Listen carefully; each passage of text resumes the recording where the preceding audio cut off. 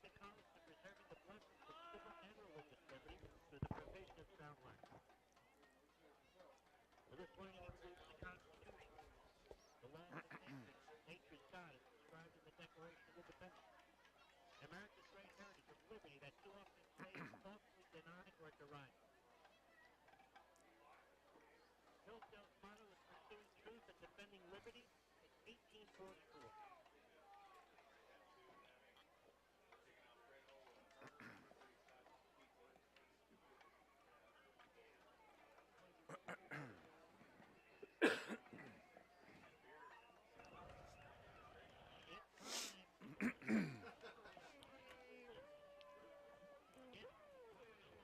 On NewsRadio WJPF. Here the Lions roll the ball with SIH. Charlie's Air Conditioning and Heating. IBEW Local 702. SIU Credit Union. And Childers Orthodontics. The Lions are also powered by Rockford Chevrolet. First Mid Bank and Trust. John A. Logan College. Joe's Lawn. Let's get number 4. And the Solar Rig. Let's get number 4. The Carterville Lions. University Mall.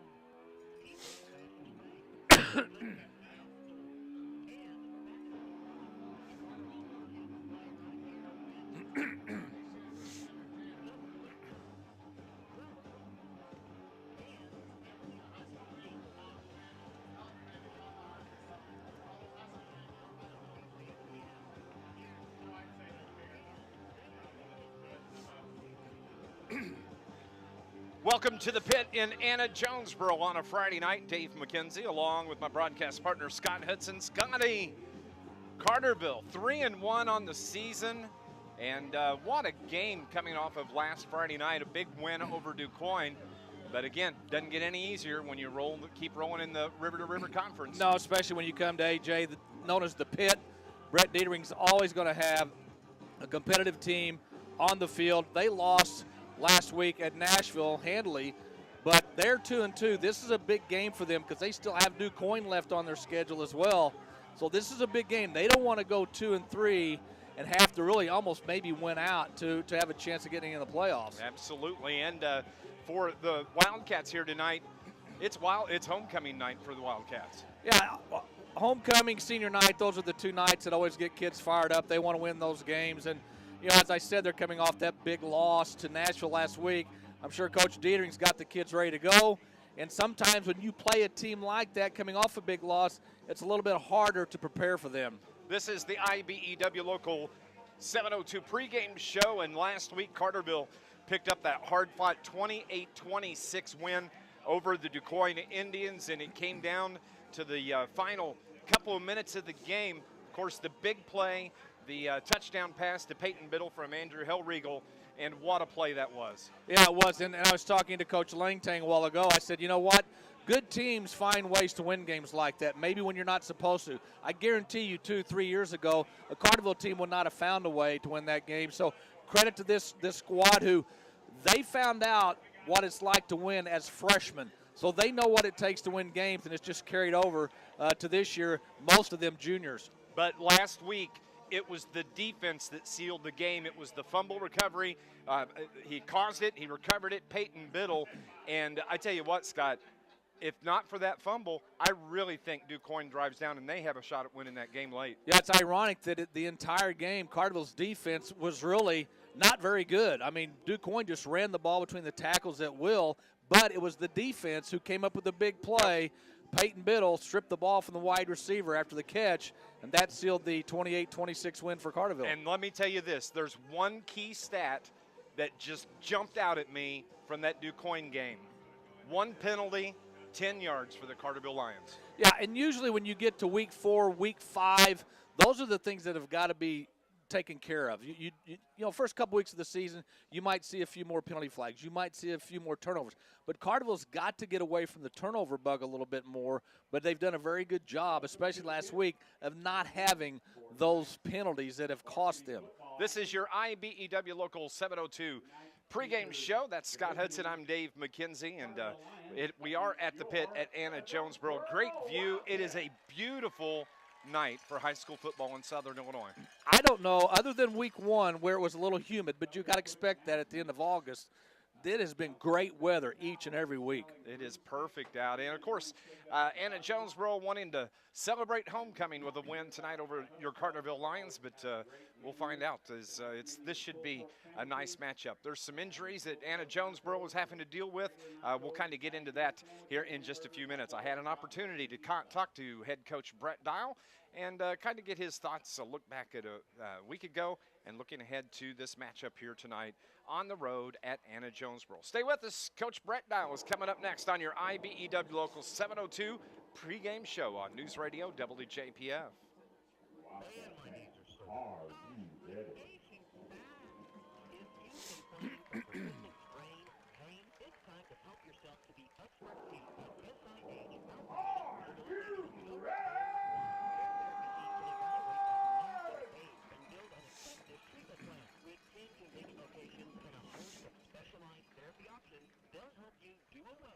Day-to-day complaints. Help yourself today. Go to SIH.net/rehabilitation.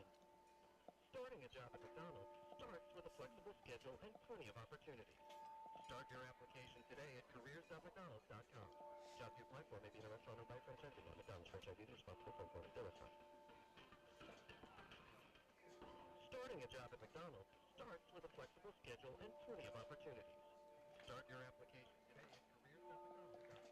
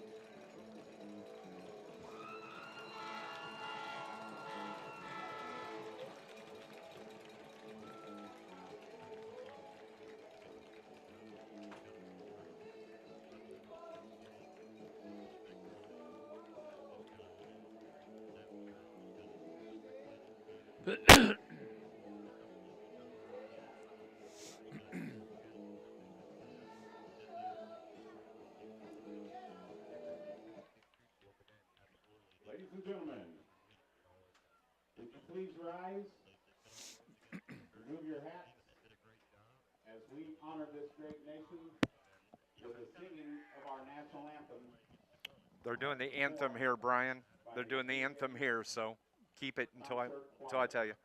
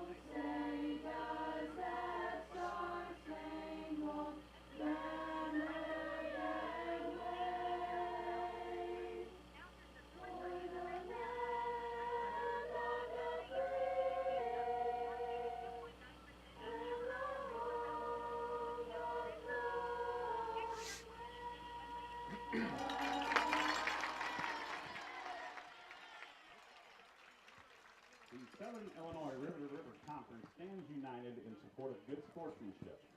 We are confident that that our players, coaches, and officials Okay. are doing their very best to display the spirit of healthy competition. We ask that everyone in attendance tonight support this endeavor.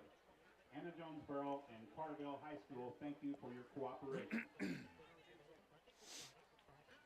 Tonight's officials is Jim Brown, Jody Ruling, Ben Newman, Dennis Hillebrenner, and Brian Belcher. And now for the starting offensive unit for the Carterville Lions.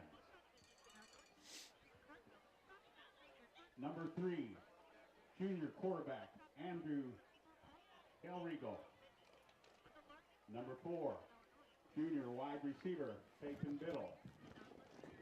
Number 5, junior running back, Nolan Hartford. Number 6, junior tight end, Jordan Cordes. Number 12, junior wide receiver, Blake Berkey. Number 30, senior wide receiver. Back at the pits on Friday night, it's high school football, Southern Illinois. Carterville Lions in Anna-Jonesboro. Homecoming night here for the Anna-Jonesboro Wildcats. Scott Hudson. Going into the break and prior to listening to Coach Brett Dial talking about Anna-Jonesboro got some news this week about one of their key players getting hurt. Oh, that's that can't be good. I mean, you're coming off a big loss at Nashville, coming into homecoming. That cannot be good if you've got one of your star players not going to be able to play tonight. It was their senior running back Barry Johnson who was hurt in that game a week ago against Nashville, and we just wish him good luck through the rest of the season as he starts to rehab that injury. But that's a big blow. He was a big part of the offense for this Anna-Jonesboro Wildcat. The Anna-Jonesboro, similar in a lot of ways to Murfreesboro. They run that triple option. That's what Brett Dietering, his offense style. Carterville got the win against Murfreesboro, but losing your senior fullback from that setup, that's got to hurt. Yeah, they got to have next man up. And I think for Carterville, they've got to do a much better job tonight of stopping the run than they did against DuQuoin. I thought Carterville did a very good job of shutting down Murfreesboro's running game, except for the 2 big plays. Yep. And I think that's what Carterville's got to get back to the basics, stop AJ's running game, and force them into 3rd and longs and make them get in those obvious passing situations. In my conversations with Coach Brett Dial last night, I ask every week, are we healthy?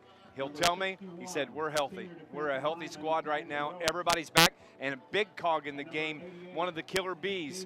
We got Biddle. We have Berkey, and Barton. And Berkey, after being gone to be with his family last week, is back tonight. Truthfully, I look for a big game from Blake Berkey. Yeah, I'm sure he was really upset.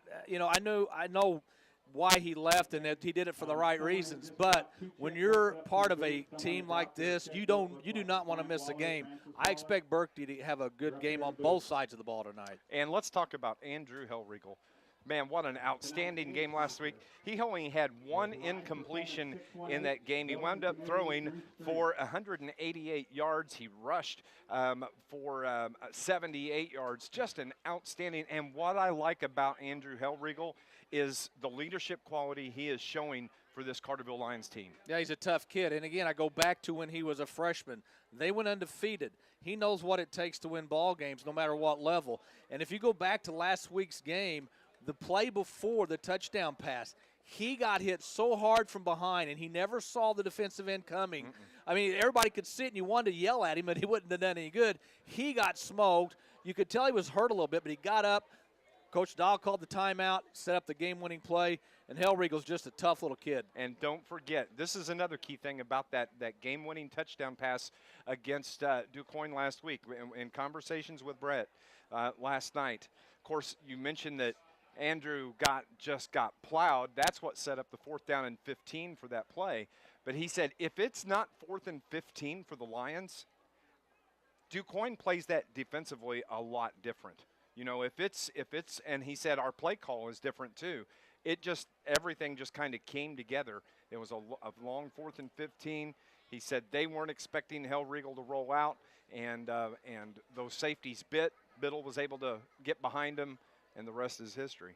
Yeah, it was a blown assignment by DuQuoin. They went with Barton, who was doing a crossing route, a slant. Yep. Both the safety and cornerback went with him, which left Biddle wide open on the sideline. And, you know, again, when you're not playing your best, if you find ways to win those type of games, that kind of tells you that you're a pretty good team, and I think that's what Carterville is. Carterville, the last team to kind of make their way out on the field, and they're waiting till just Well, right at game time. We're 6 minutes from kickoff. We're going to go on and take our final break here on our IBEW Local 702 pregame show.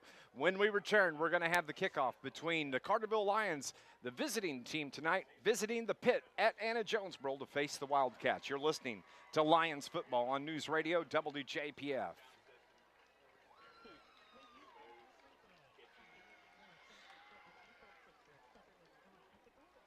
Hey, everybody online. Thanks for watching so far.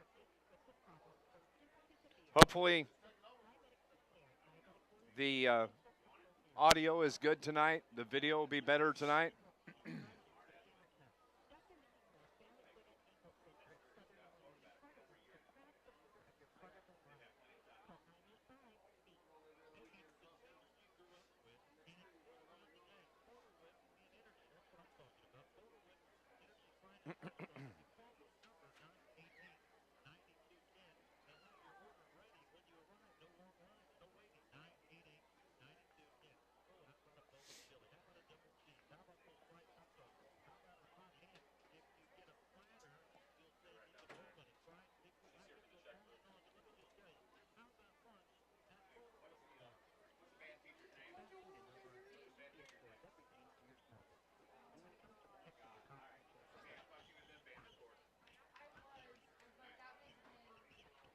Hey, Brian, is the stream okay on your end?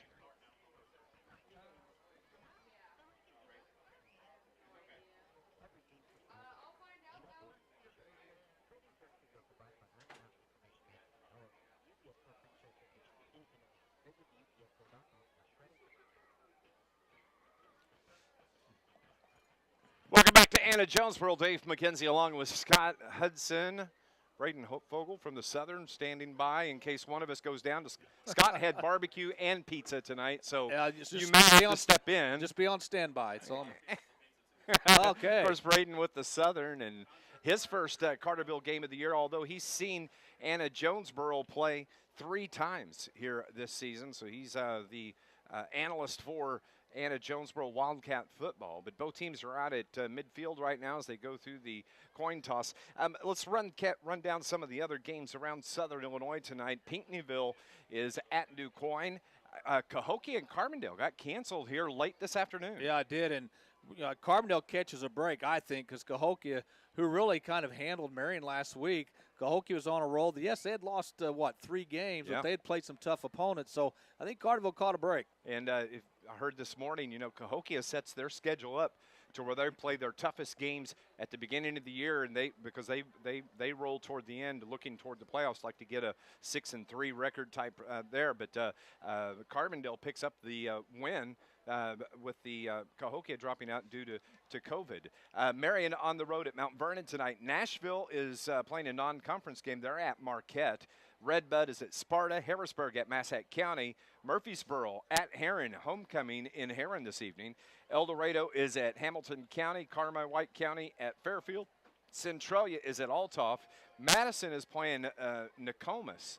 Never heard of them. Don't know where they're from, but that's going to be the opponent coming up after the Nashville game. Yeah, Madison also plays AJ this year, I'm pretty sure. Yep. So Madison, a non-conference school that, fortunately, Carterville and AJ had to pick up a school with Sparta leaving, and Madison said, "Yeah, sure, we'll play." So it's the battle of the abbreviations tonight. CZR is at SVWW. That's a game. Johnston City. That's the battle of Route 148. Yes, it is. Johnston City at Flora, and then coming up tomorrow, Benton Rangers take on West Frankfort Redbirds. Homecoming in West Frankfort. I didn't see how the toss went. Did you? Carterville's going to receive. I don't know if they won the toss or not, but Carterville's going to get the ball first. So we'll see what Hell Regal and that offense can do on their first possession. Well, kick back and relax. And, of course, as always, we have our YouTube live stream up. You can just go and search Carterville Lions at Anna-Jonesboro Wildcats. This would be September 24th, 2021. Anna is going to be moving from right to left. They're in their home whites their home blues with the big white letters on the back. Carterville in their all white on white with the blue letters. And we appreciate you tuning in and listening to Lions football here on News Radio WJPF. The kickoff by Gavin Osman is going to bounce and go out of bounds, and Carterville is going to have the ball at the 25. Yeah, good job by Berkey. Let that ball go. He noticed that it was going to roll out of bounds, so almost hit him. It sure did. It kind of went behind him, and he got out of the way just in time, but Carterville will get the ball. I was out on the field earlier, like what I usually do before the game with the kickers, and I fielded a couple of Did you really? dribblers there. Did you call any fair catches tonight? I didn't call a fair catch, but yeah, that ball gets a little squirrely. Carterville's got it, 1st and 10 at the 35 to start here at the pit. Great view here at AJ Yes, as well. it This is. is a great place to watch a high school football game. Carterville is set up from the 35-yard line after the ball goes out of bounds. Hellriegel takes the snap, throws it out left side and right through the wickets of Carterville's Blake Berkey.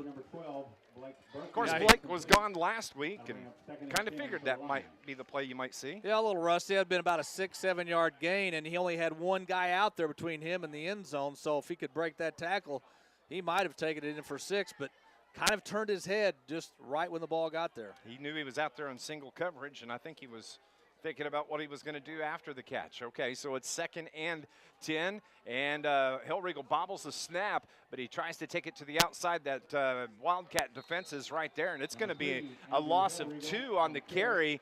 Hellriegel did a good job to control the snap. He tried to get outside, and that defense was quick. Well, not the start you want with great field position. You've got a drop pass. It would have been a gain of at least 7. And now you have a bad snap, and Hellriegel pulled it down but lost a couple of yards, so that brings up 3rd and long. From the 33, it was a loss of 2 on the carry. Trips to the right of Andrew Hellriegel, 1 to the far side. In the backfield, they put the running back in motion.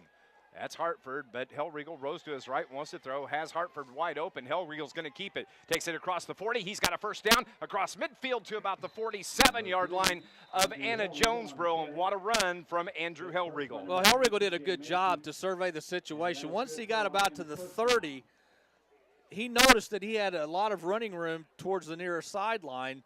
And, yeah, he had a guy open, but he thought, why not go ahead and take it and get the first down. So a nice play by Hellriegel. They send 3 receivers to the left side now. It is Townsend Barton to the right. The snap to Hellriegel, swings it out left side. There's Berkey. He has his first catch of the night. Picks up 5, 6, 7, 8, 9, out toward the stick, almost 10 yards. Maybe a first down for the Carterville Lions. Well, Biddle, his wide receiver friend out there, gave him a nice block, just kind of got in the way of the defender so Berkey could get a few extra yards. Got a player down over on the far sideline as the clock comes to a stop here with 10:48. This Lions broadcast is brought to you by Charlie's Air Conditioning and Heating in beautiful downtown Carterville for over 30 years. Charlie's can handle any heating or cooling system issue you might be experiencing, and no job too big or too small. Give them a call at 985-2502. As the player up, starting to walk his way over toward this near side Anna-Jonesboro sideline is Byron Lang, the 6'1" senior defensive back for Coach Brett Dietering. It is 2nd down and 1, so it was a gain of 9 officially. The ball sets at the AJ 38-yard line. Excuse me, ball on the far hash. Carterville sets up Andrew Hellriegel from the shotgun. Puts man in motion. It's to give to Hartford as he tries to get outside around the 40. And he might have picked up the original line of scrimmage. It's going to be no gain for Carterville. 3rd down and 1 now for the Lions. Yeah, I think if he cuts it back towards the middle of the field or where we're located here, if he cuts it back towards the west, I think he probably gets the first down, but he tried to get to the outside and nothing there. Clock making its way toward 10 minutes. We're just underway, no score here at the pit in Anna-Jonesboro. Ball on the near hash this time. Carterville a semi-huddle as they make their way back to the line of scrimmage. 3rd down and 1 from the 38. Everybody in tight for the Lions. Barton goes in motion. Hellriegel's going to keep it. 1st down, Carterville. He's wrapped up, gains about 2, and he only needed 1, so they're going to move the chains. Well, anytime you can follow Charlie Howerton, Eli Morse on that left side. It's not a bad gig. No, of course, Charlie, 6'5", 307, he's the center. If I'm going to run behind anybody, that's who I'm picking. So the clock continues to roll, and the other thing Carterville needs to do, and this drive is a good representation of that, is run the clock. Yeah, they've done a good job this year. When they've had to run the clock and get a score, they've been very good at taking a lot of time off the clock. Peyton Biddle, the hero from last week's game, he's spread here to the near side. Barton in motion, snap, throw out to the left side. Blake Berkey tries to get a block, makes a move, does. Toward the stick, fights his way, and Fumble. the ball came out. It was slapped out, but I think Carterville may have recovered, and it may have been Peyton Biddle, Townsend Barton that picked up the fumble. Well, Barton was blocking for Berkey on that quick pass to the outside, and Barton in right place, right time. Or that would have been a turnover for Carterville, but gain of 6. Gain of 6, so it's 2nd and 4, and the ball at the 30-yard line. The snap to Hellriegel. He's going to take it right up the middle and brought down. Great defensive play for Anna-Jonesboro. Was right there was Brad Glasgow. Yeah, he was not fooled by the fake to the running back up the middle. He stayed where he was supposed to. He stayed home, and he made the tackle. 3rd, and we'll call it 5 or 6. Well, they're going to call it 4. We're going to say no gain. 3rd and 4 from the 30-yard line. Trips to the right for Andrew Hellriegel from the shotgun. Takes the snap. He's going to keep it. Makes a reverse spin. Oh, he's lost a couple of yards, and he might have picked up about a half a yard. So Carterville now facing their first 4th down play on this drive. Yeah, Carterville had, I think, 3 wideouts to the right, trying to spread the A.J. defense out to get that running game going. But good job by A.J. to get penetration and not let Hellriegel go anywhere. Back to the original line, or back to the line of scrimmage. It's 4th and 4. Of course, they'll go for it. The ball rests right at the 30-yard line. 7:50 remaining here in the opening quarter. Carterville needs a 1st down to keep the drive alive. Hellriegel, he throws it out right side, gets it to Townsend Barton. He has the 1st down for the Lions, and yes, the drive will continue. Nice throw from Andrew Hellriegel. Yeah, get it out to your playmakers and let them make a play, and Barton did a good job to realize that his best chance to get the 1st down was to cut back towards the middle, and he got just enough for it. 7:38 on the clock.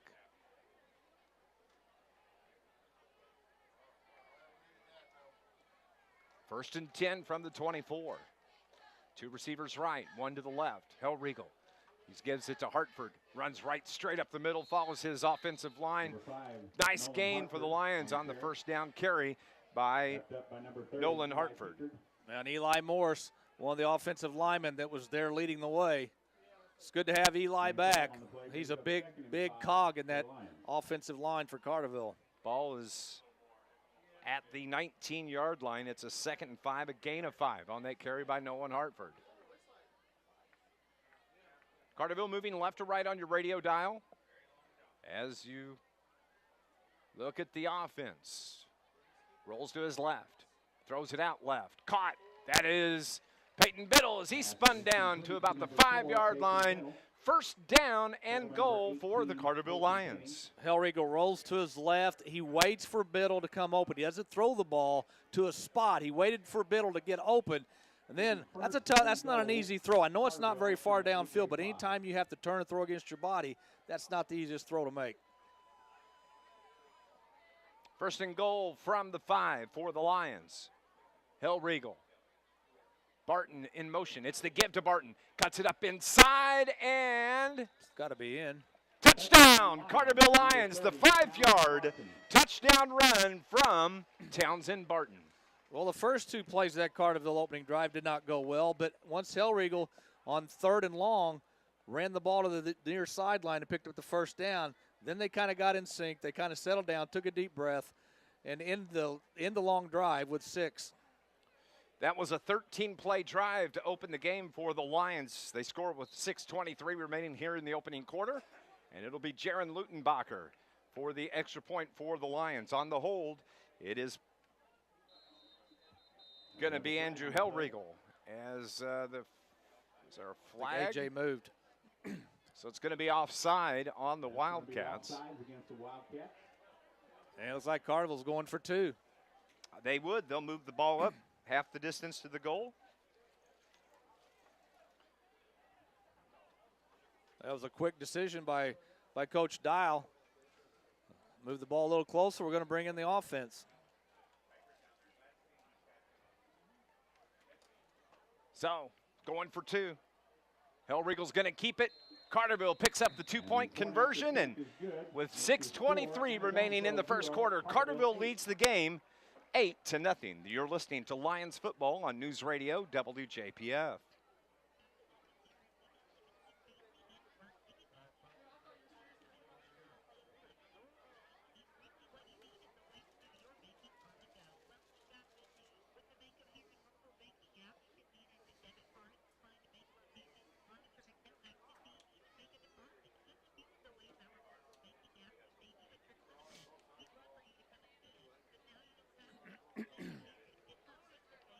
Here, forgot about this.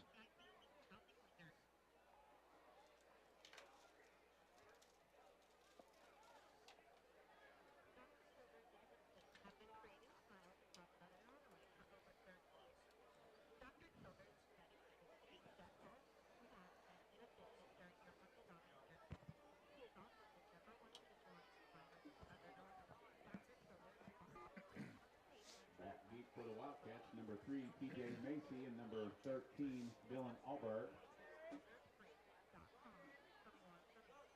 Number 21, Evan Lennox, set to kick off for the Lions.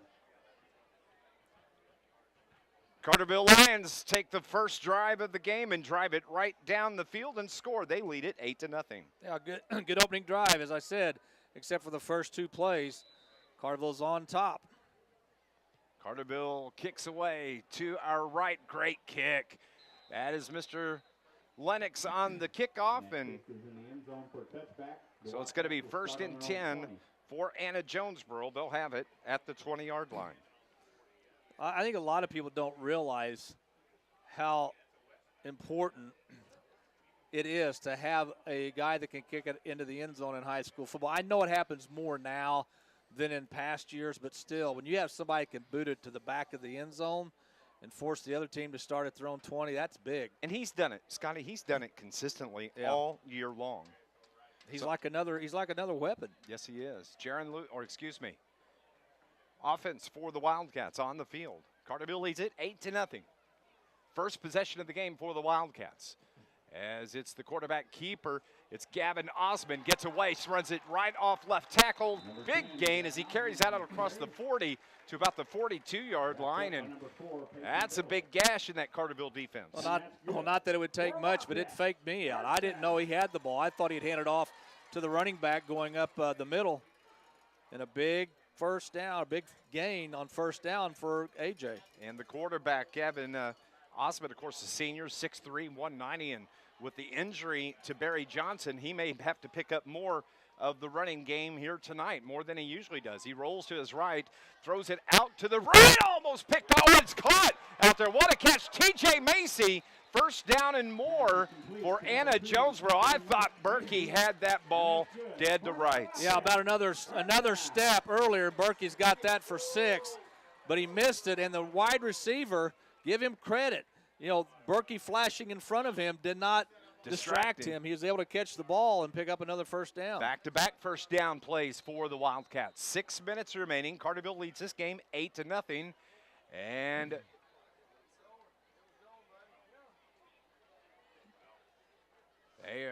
officials are asking for the clock to roll, and it is rolling. Scoreboard to our right. There's a scoreboard to the left as well here. Like that setup. Yeah, no play clock, but quarterback can look at the back judge and figure out when it's down to 5 seconds. 1st and 10 from the 42 of Carterville. For the Wildcats, Osman takes a snap. He's going to keep it. Takes it off right tackle. Carterville's D is right there. They drive him backwards. Doesn't even hit the turf. They hold him up. And no gain. Well, actually, they're going to give about half a yard gain on that carry. It's going to bring up 2nd down and 9 for the Wildcats. Ivan Jones isn't having any of that. Linebacker shot the gap.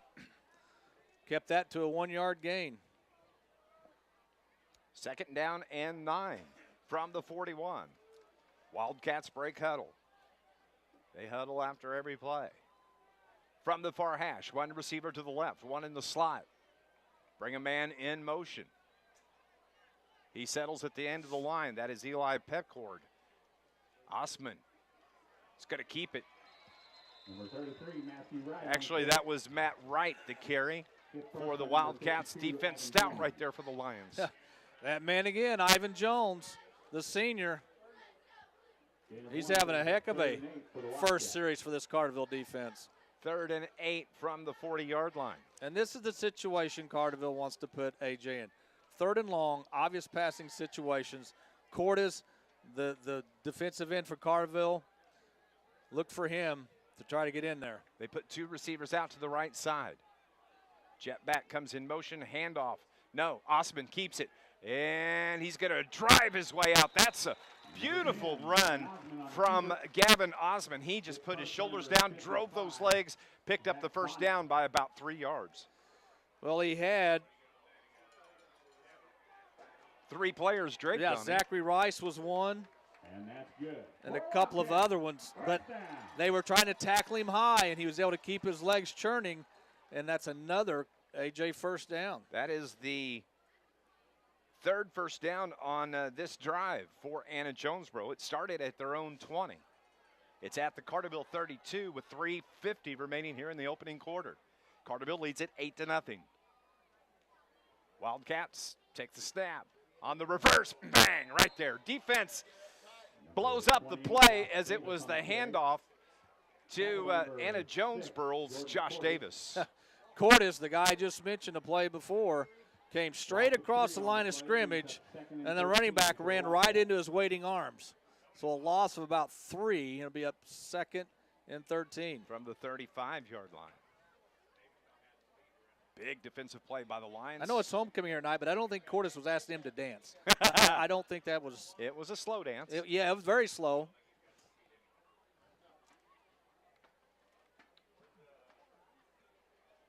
So A.J. breaks huddle.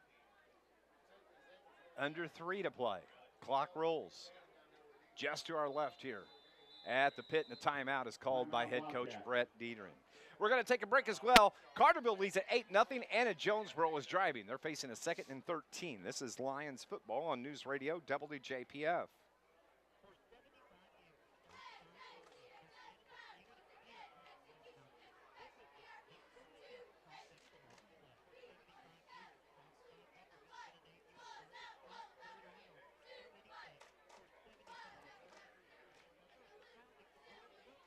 Uh, 30.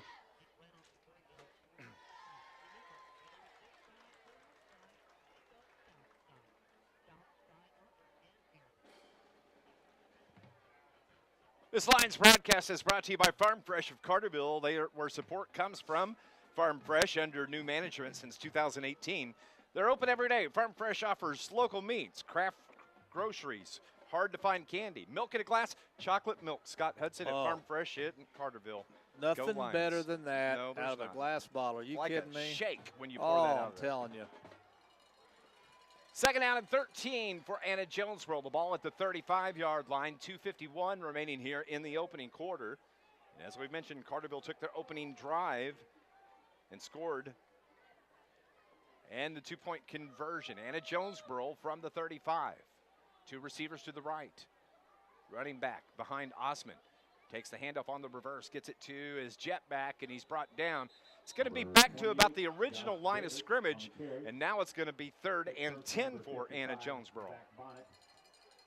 Zach Bonnis did a very good job. Not only did he make the tackle, but before that, he fought off the blocker. He did a very good job of, a lot of times, those linemen or linebackers will just take on the block and allow somebody else to come up and make the play, but he did both. 3rd down and 11 from the 33.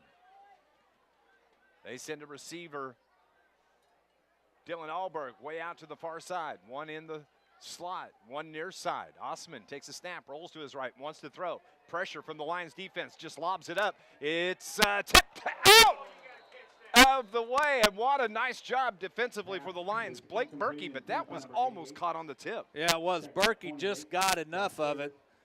And if Berkey was about an inch and a half shorter, that's probably over his head, but Berkey was able to deflect it. It falls to the ground. That brings up 4th and 11. Could have gone 2 different ways there. Yeah. The way it did, or it could have been a touchdown for Anna-Jonesboro, but fortunately the ball hits the turf, and now with 2:06 remaining, big 4th down play for Brett Dietering and these Anna-Jonesboro Wildcats. It's been a quick first quarter. Yes, it has. Other than one penalty, that's it. That's been it. That was an offsides penalty on the drive by Carterville. 4th and 11. Osman talks to his line, changes the play, sets the blocking assignment. Claps his hand, takes the snap, drops back. Pressure from the Lions. They got him wrapped up. Right at the 40-yard line. Nice job by that Carterville Lions defense, and Carterville gets the football back after forcing the 4 and out. Cordis, Marshall Blythe. Also in on the stop was Talon Walker. And the Lions take over on down. They just pinned their ears back and came. And Osman had nowhere to go. Didn't have time to look for a receiver. So a big play by Carterville's defense. Well done, boys. Well done. And Carterville gets the football back, and they'll try to extend this 8-0 lead. We're 10 minutes into this game. There's only been 2 drives, 1 each for these teams. And you would expect that from these 2 teams. They love to keep the ball on the ground if possible and milk that clock. 1st and 10 for the Lions from the 40-yard line. Hellriegel gives it to his running back. That is Hartford. He fights his way for about a yard, maybe 2. It looks like it's going to be 1 yard. Going to bring up 2nd down and 9 from the 41. Gain of a yard brings up 2nd and 9 for the AJ Lions. almost had 12 men on the field before that snap, but their player got off just in time. Well, you talk about a master at getting that is Aaron Rodgers. When he sees another team with 12 guys on the field, he'll have that ball snapped Yes, he does. in a hurry. But Aaron Rodgers needs a haircut. It's the snap to Hellriegel. Rolls left. Looks to throw. Feels some pressure. Dodges him. Takes it himself and gets back to the line of scrimmage. So little to no gain, but he did a nice job just dodging that defender as he came charging in. Yeah, a la Patrick Mahomes. He could not find a receiver open downfield. Carterville had one at about the 50-yard line, the one about the 40, but they were covered, and a good job not to throw it into coverage. Just take it and get what you can with it. Ball on the far hash. It's at the 41-yard line. 3rd down and 9 from the 41. 1:23 here in the first. Hellriegel, 2 receivers to the right. Rolls to his right. He wants to throw. Gets it to, that is Cordis, I believe, on the catch. 1st down for the Carterville Lions. Well, you had Barton going deep. You had Peyton Biddle coming across the middle. And then Cordis was the guy that was just coming, from the line of scrimmage. And he was the one that was open. And Cordis caught it. Ran for the 1st down. Nice play. From the 44-yard line of Anna-Jonesboro. Nice little crossing pattern by Cordis. Trips to the right for the Lions. Receiver to the far left. Hellriegel throws to that receiver far side, going down and making the catch. Great job out there. And that is Blake Berkey on the reception for the Lions. That's not an easy catch. It was a little bit behind him and low, and he's able to go down and get it. Hellriegel probably would like to have that one back, because if he leads him, he might have 6, but still, good catch by Berkey. I'm sorry, you don't see high school players that go down and pick up a ball like that on the catch. Not very often. Hellriegel runs to the short side, and Pass is incomplete out on the far sideline. Or That's they're going to say it was an intercepted. interception. Number 28, Josh Davis. Josh Davis on the interception for Anna-Jonesboro. So the first turnover of the game belongs to the Carterville Lions. Hellriegel had a guy open at about the 25-yard line, but he didn't get it up high enough. And I don't know if he didn't see the defender that was about 5 yards in front of the intended receiver or not, but either way, it's a Carterville turnover. So the first turnover on the Carterville Lions. Anna-Jonesboro has it with 35 seconds remaining here in the opening quarter. Jet back in motion. Osman's going to keep it. He's wrapped up. He's not going anywhere, and a flag comes in late. It's laying at the 25-yard line. That's usually in the vicinity of a hold. There's a flag on the play. Holding is the initial sign. And that's going to be holding against the Wildcats. It's going to march him back. Be a 10-yard penalty from the 24, so they'll set that at about the 14. They'll place it just short of the 15. It's only the second penalty of the game, the second on Anna-Jonesboro. The clock rolls under 30 seconds to play here in the opening quarter. AJ looks like they're going to be content to let the clock roll down. Quick first quarter here at the pit at Anna-Jonesboro. Carterville Lions lead this game 8-0. Anna-Jonesboro has the ball, and they'll have it when we come back. Second quarter action next on News Radio WJPF. And we played one here at the pit with your score, Anna-Jonesboro 0, Carterville 8.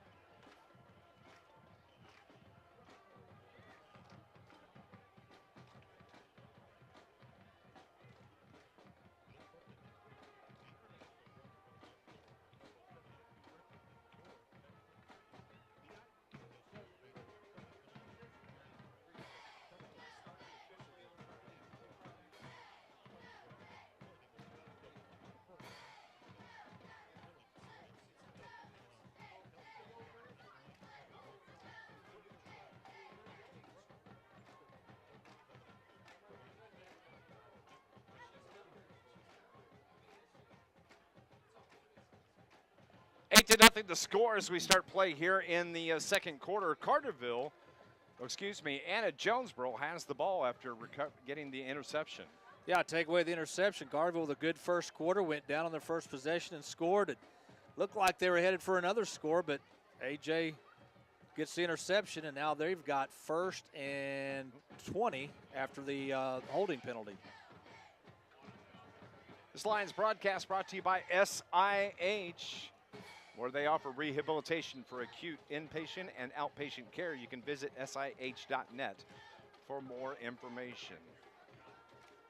Homecoming here at Anna-Jonesboro. Great crowd. AJ on the near sideline, up on the hill to the south. Carterville traveled well tonight as well. Carterville 3-1, trying to push that record to 4-1 on the season. AJ 2-2. Wildcat football 1st and 18 now from the 15-yard line. Osman puts his jet back in motion. That's Stokes. Stokes on the carry. They stretch it out, and he gets away on the far sideline in one step. And it's a good thing Peyton Biddle was there to push him out of bounds. Yeah, it looked like Zachary Rice had the first shot at him. Oh, they missed him. They mark him back at the 20. He must have stepped out at the 20. So Rice must have got enough to push him out of bounds. So that's a big play for Carterville. 2nd and 12 now from the 15 for Anna-Jonesboro. Osman from under center. On the delay handoff up the middle, a gain of about 7 yards. Out to near. They're going to mark it at the 29-yard line. So that's pretty manageable for AJ. It's 3rd and 5. Yeah, and that's what they want. They want to get it 3rd and manageable. Osman, tough runner from the quarterback position. I mean, he's hard to bring down. 3rd and 4. 3rd and 3 officially from the 30-yard line. Everybody bunched in tight. Osman gives it to Zach Stokes. Number 2, Zach Stokes. Out carry. about a yard Number short. We got a 28, Carterville Lion on the ground. Marshall Blythe. For the Lions, that is going to That be looks big like- number 79, Charlie Howerton, that is on the turf at the 25-yard line. And that is cause for concern as trainer Mike comes out. Howerton will be looked at by Carterville's trainer. We're going to go on and take a break. 11 minutes remaining. Carterville leads the game 8-0. This is Lions football on News Radio WJPF. Come on, Charlie, get up, buddy. Yeah, no kidding.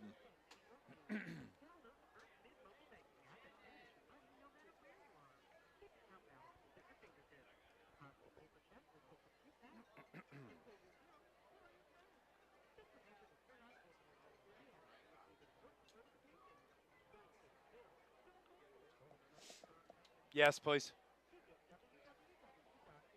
You can probably go 90 here if you need to.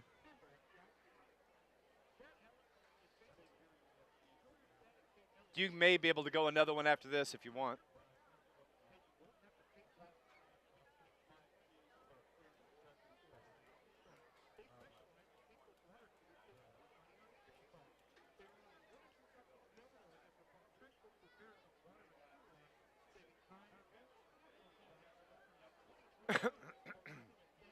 Hey, everybody watching online. One more. Bring it back after this.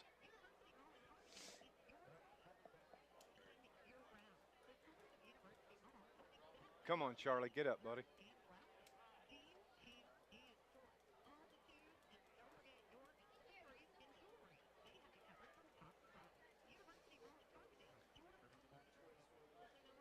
Yeah, you can go one more.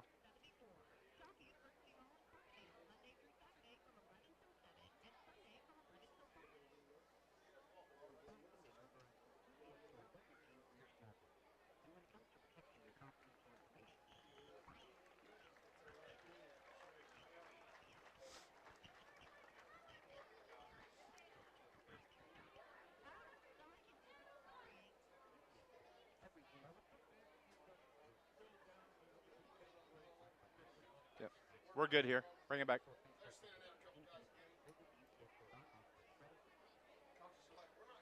Back at the pit on Friday night, Dave McKenzie with Scott Hudson updating other scores from around Southern Illinois. Marion leads Mount Vernon 20-0. Harrisburg over Massac, Massac leads Harrisburg 8-0. And let's see here if there's anything else that we've got. Red Bud over Sparta. And Hamilton County leading El Dorado. Charlie Howerton was injured on the play, and he is being helped to the sideline on the far sideline by a couple of Carterville Lions players. That's a huge hit for the Lions. Yeah, it is. He's your starting center, and he plays sparingly on defense. You don't see him play a lot on D, but I guess because it was 3rd and short, they want that big body in the middle to clog up the middle, and he did put a little bit of weight on the leg. That's a good sign, but it doesn't look good for the rest of this game. So Anna-Jonesboro facing a 4th down and 1. Carterville needs the stop. It's the turnaround. Osman's going to keep it 1st down as he dives forward, puts his head down and just falls forward about 3 yards. Plenty for an Anna-Jonesboro 1st down. Yeah, Osman's been their best running back tonight on those fake handoffs and running the option. Just like we saw at Murfreesboro, there's just so much activity taking place in the backfield. Yeah, you just have to, as a defensive player, you got to stay with your assignments. Carterville jumps offside as believe that may have been Talon Walker that jumped for the Lions. 5-yard penalty against the Lions. It's going to move it up. So now Anna-Jonesboro has a 1st and 5 from the 41-yard line. 10:22 remaining here in the half. Osman is going to keep it. Brought down right there. Nice job getting in there for the Lions. Big number 52. You've called his name about 4 times tonight. Ivan Jones, the senior linebacker, was not fooled. He got in the backfield, dropped Osman, the quarterback, Ivan Jones says, hey, consider me for Joel's lawn care and snow removal We star of will the game. do just that. 2nd down and 5, no gain. As Ivan Jones 2nd and broke 5. through. 8-0 is the score. Carterville with the lead. Osman puts a man in motion over to the far side, settles at the far end of the line. Now the jet back. That's Stokes. He gets the football out across the 35, out near midfield. 1st down for the Anna-Jonesboro Wildcats. Yeah, he's very quick. Once he got to the outside, he turned it upfield and got another AJ 1st down. Zach Stokes, 5'8", 155 pounds. Kind of reminds me of a Peyton Biddle. Yeah. Hard to find behind a big defensive line. Yep. 1st down for Anna-Jonesboro. The 2nd 1st down on this drive. 9:15 remaining in the half. Osman from under center. Audibles. Settles back in. It's to give to the fullback. Carries it out for a gain of about 7. Big burst out there. And some big boys tangling up out there behind the play. This isn't a place for the faint of heart.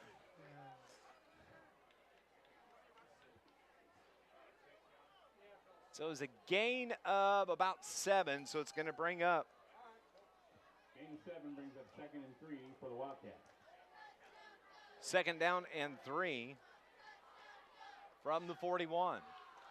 Wildcats moving the football. They settle. Osman. Ball on the turf, or it looked like, maybe not. Number 10, Gavin Osman. Osman keeps it. Osman, rather. Tripped up by number 28, Marshall Blythe. Nice job defensively. It's going to move the chains. 3rd and 1. No, 3rd down and 1. We'll dip under 8 minutes before this next snap of the 1st half.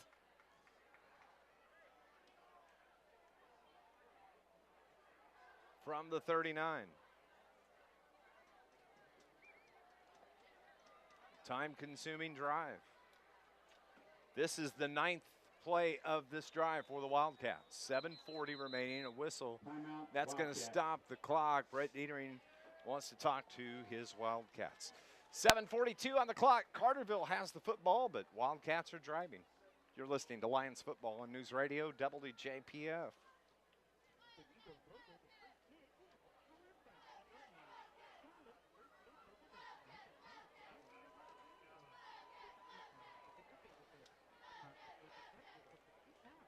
Just a 30. Unless you need the 60. Okay.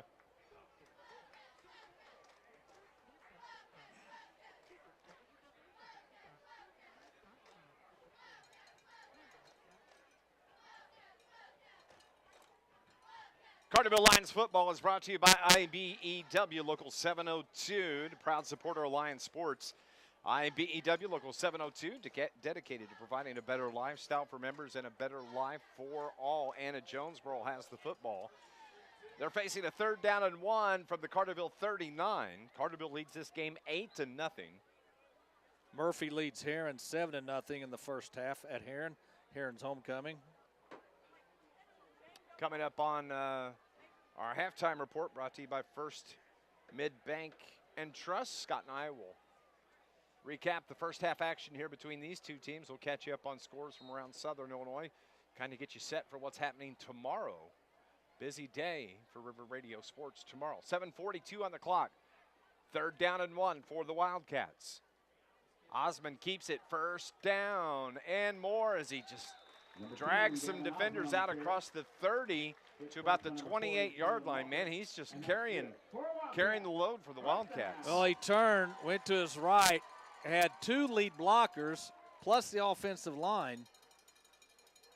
And that was easy pickings.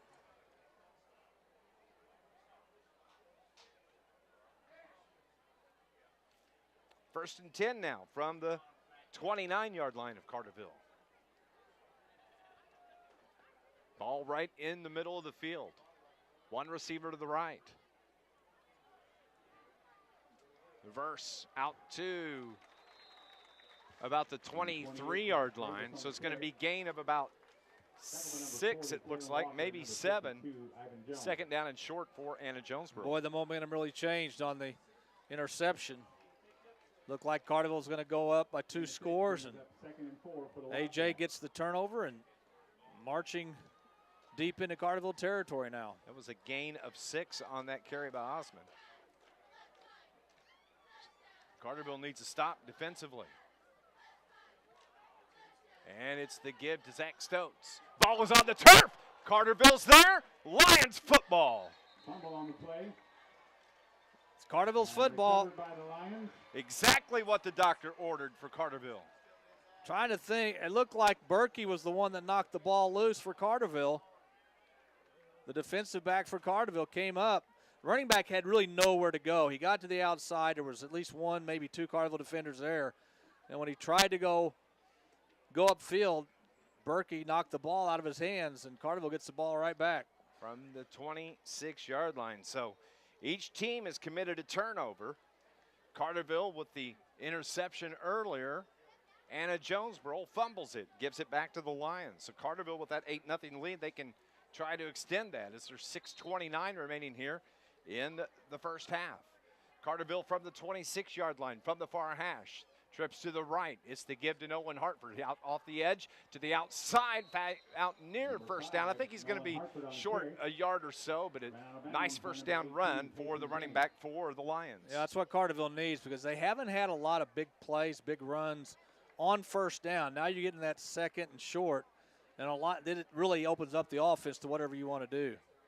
It's going to be about 2 yards short, so it was a gain of 8. Second and 2 from the 26.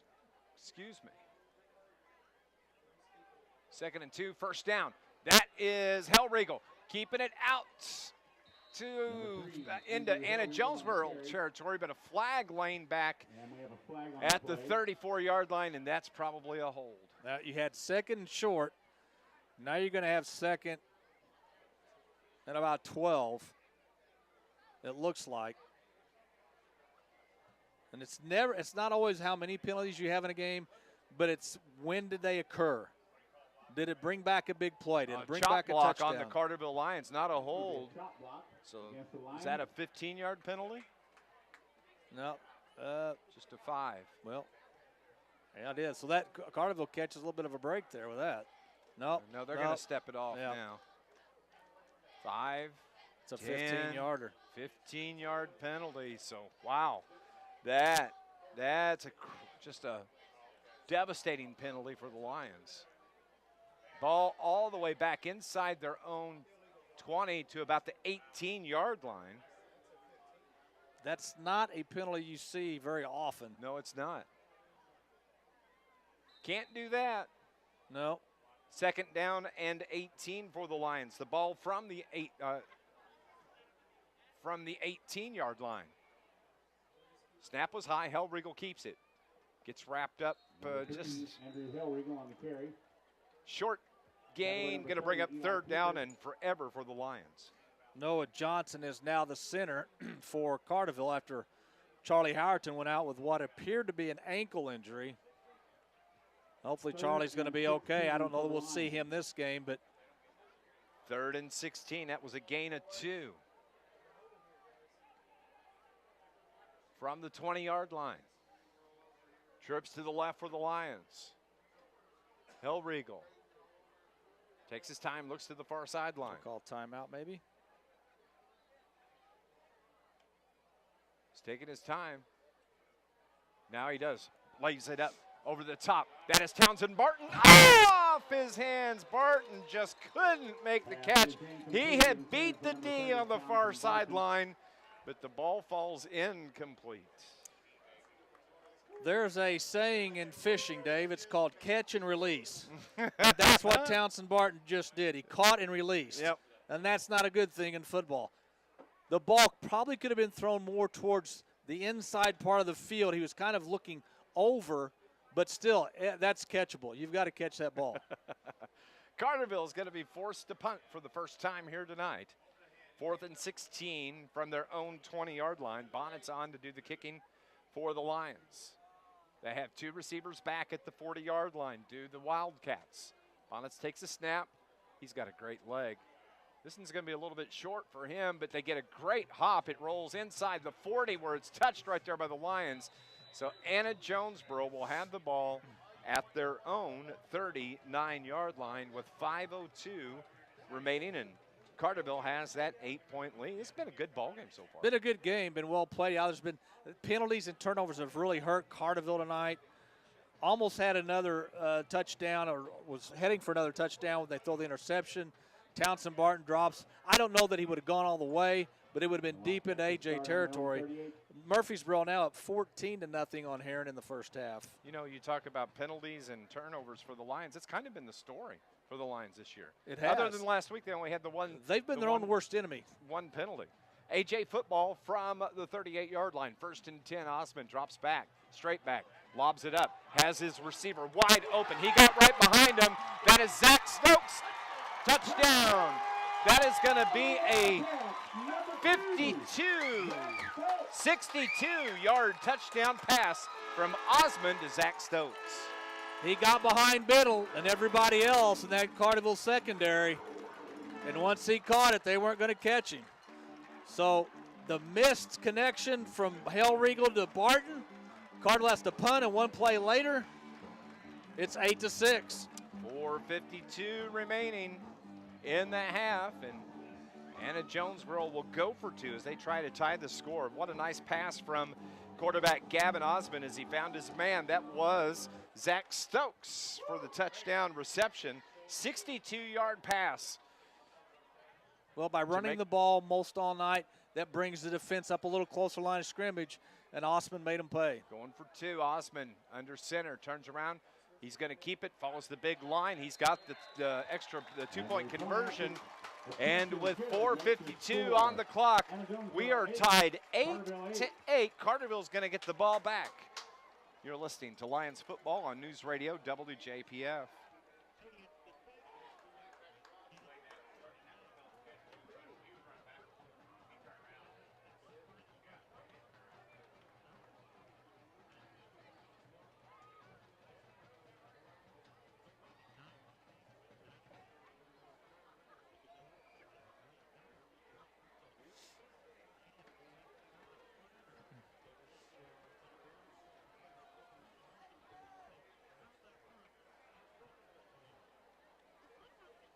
Okay, make an adjustment and see.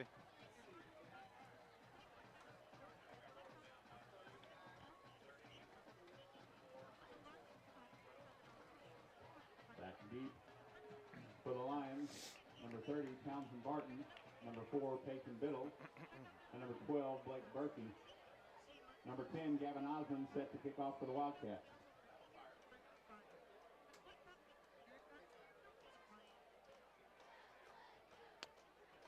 All tied up at the pit in Anna-Jonesboro. 8-8 the score after the 62-yard touchdown pass from Anna-Jonesboro's Gavin Osmond to his receiver Zach Stokes. Carterville's going to get the ball back here. Under 5 to play in the first half. The kick is going to be taken by Townsend Barton from the 10-yard line. He brings it out across the 20, the 25, cuts it back, reverses, gets into the open field, gets a block out across the 40-yard line. Midfield where he's finally brought down in Anna-Jonesboro territory, and another flag on the turf on the return. It's going to be a block in the back on Carterville. 2 flags laying right at the 42-yard line here on the near side. Every time, and Davis just hasn't been this game. Several games this year, whenever Carterville's had a big play on offense, a penalty has cost them. And usually when you get to week 5, those are things that have to be cleaned up. Yep, absolutely, because they can cost you a game. They're going to mark it back all the way to the 32-yard line where Carterville will start. Lions will start on their own 32. With 4:41, it's going to be 1st and 10 from their own 32-yard line. Work to do for the Lions. We're tied up 8-8. Trips to the right. It's the give to Nolan Hartford. Cuts it to the outside.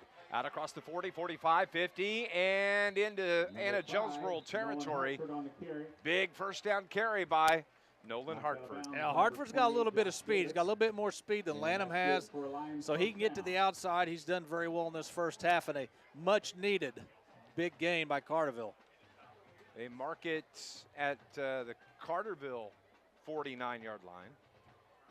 So a gain of 17 on the carry. Moves the chains, though. Clock continues to roll. As Hellriegel keeps it. Number 3, Andrew Hellriegel on that out to about carry. the 40-yard line. Tackle by number 33, Matthew Wright. And Carterville moves the chains, And so that's back-to-back good for another first Lions downs first down.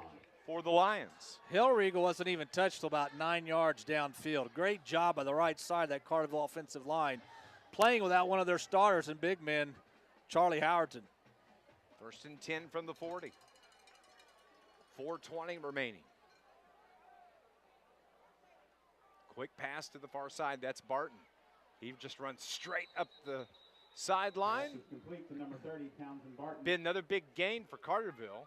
We'll see when they pick the stick up where they're going to mark it. They're going to mark it about a yard, maybe 2 yards short. Yeah, this is a case of Carterville. I think Carterville has more playmakers than AJ. Carterville's right now, Coach Dial wants to get his playmakers involved in this game. He wants them to get in those open field situations. 2nd and 3 from the 33-yard line. Hellriegel takes a snap. Hartford has it. Knee came down a little bit short. He's going to be about a yard and a half short of the first down. So now Carterville looking at a 4th down and about 2. Well, actually, this is going to be 3rd down. So Carterville will have two shots at this. Yep. Brings up 3rd and 1 for the Lions. 3rd and 1 now from the 31. So it was a gain of 2.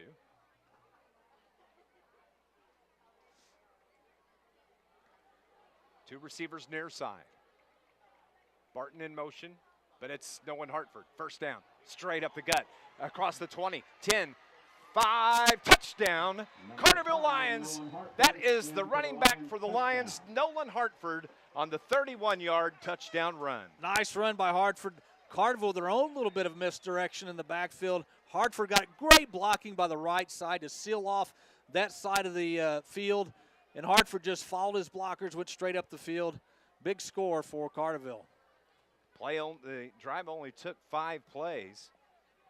And with 3:31 remaining here in the opening or in the first half, Carterville leads this game 14-8. On for the extra point, Jaron Lutenbacher.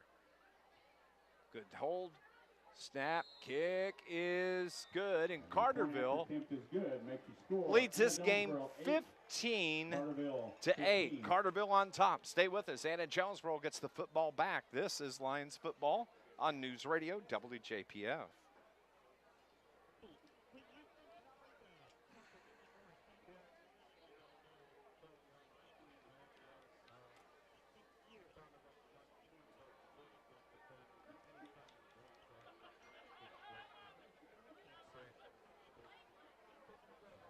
Okay.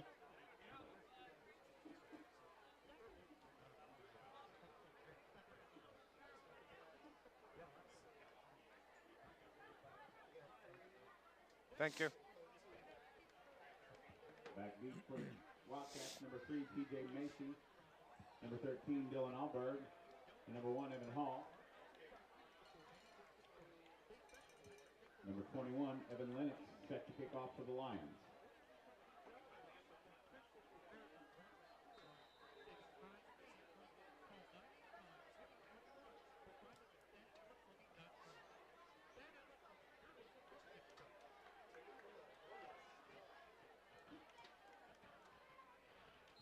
Number 3, P.J. Macy on the return. We have a flag on the play.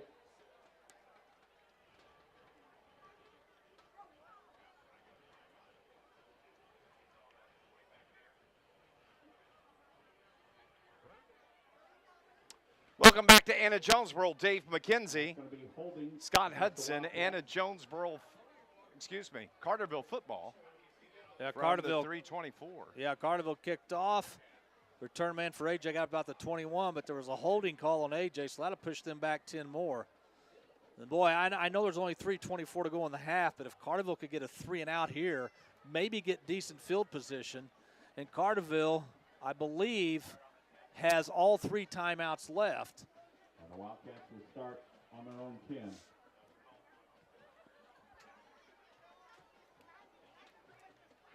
So the ball is back at the 10-yard line after Carterville scored. They lead at 15-8. AJ has the football. 3:24 remaining here in the half.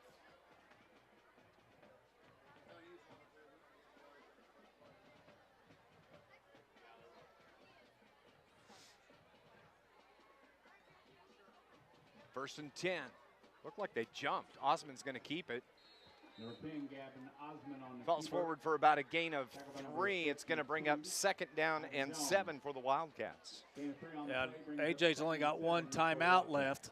So unless, if Carterville were to stop them on this play with no gain or maybe a loss, look for Carterville to possibly use one of their 3 timeouts. Coming up, we're going to have our First Mid Bank and Trust halftime report. Scott and I will break down this first half. Update scores from around Southern Illinois. Osman on the end around gives it. And it's brought out to about the 15-yard line, so it's going to bring up 3rd down and 5 now for the Wildcats. Well, Dave, I'm going to give you 3 guesses. The first 2 don't count on who made that tackle for Carterville. Have you mentioned his name before? Maybe 1 or 2 times. Ivan Jones? There you go. So it brings up 3rd and about 4. 4 for the Wildcats.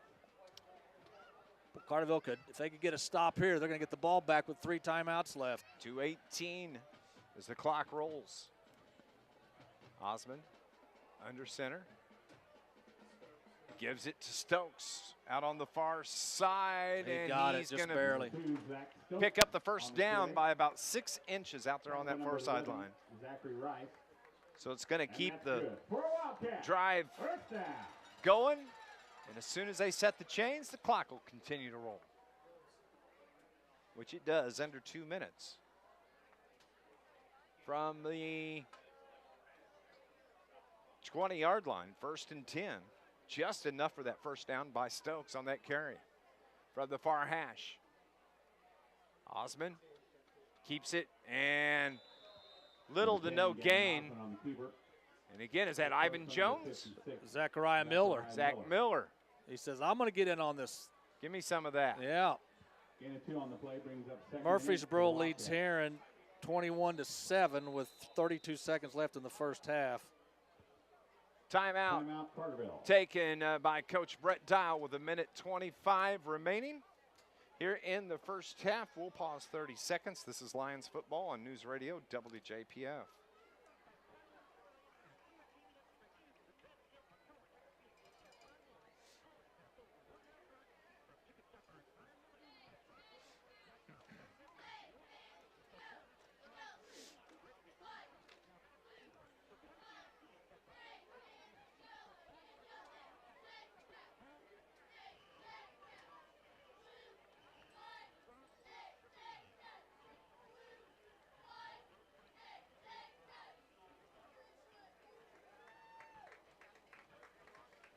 Back at the pit, Dave McKenzie along with Scott Hudson, updating a couple of other scores from around Southern Illinois. Real quick, let's refresh the scores. Marion leads Mount Vernon 37-0. Redbud over Sparta 14-0.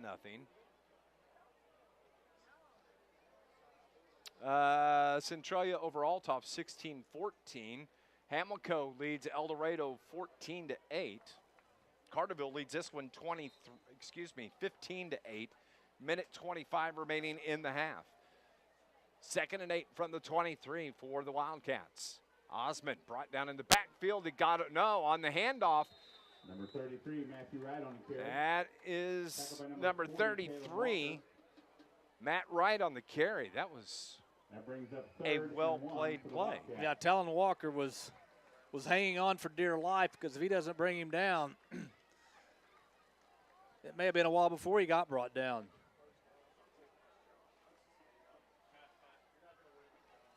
So 3rd down and 1.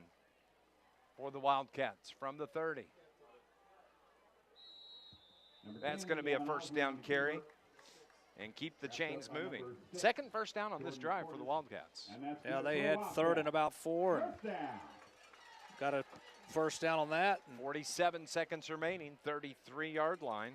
Got to be the line of scrimmage. Got to be careful at Carterville about the long pass. Absolutely. They got torched on the last possession by the Wildcats. 62-yard pass, but it's the carry on the far side. And man, you talk about just plowing somebody. On the carry, it was Josh Davis, but man, he just put his head down and ran over the defender. Yeah, Marshall Blythe was the one there that took the brunt of that hit. But Blythe brought him down, and it looks like AJ's just going to let the clock run out. Not even going to take a shot downfield. To the 41-yard line, second and 2, 7, 6, 5 on the clock. 3, 2, they do get the play off. Osman keeps it, and he's buried short of the midfield. Good first half. Carterville leads this game 15-8. This is Lions football on News Radio WJPF.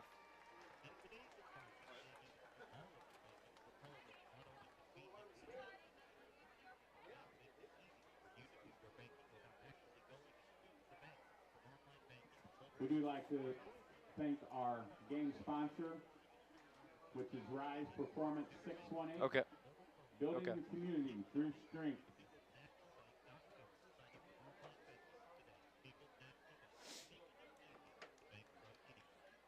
If you turn your attention down to the track, we have representatives from Rise Performance 618. It looks like the Momforts and the Traders. Let's give our sponsors a big round of applause. Rise Performance 618, building a community through strength.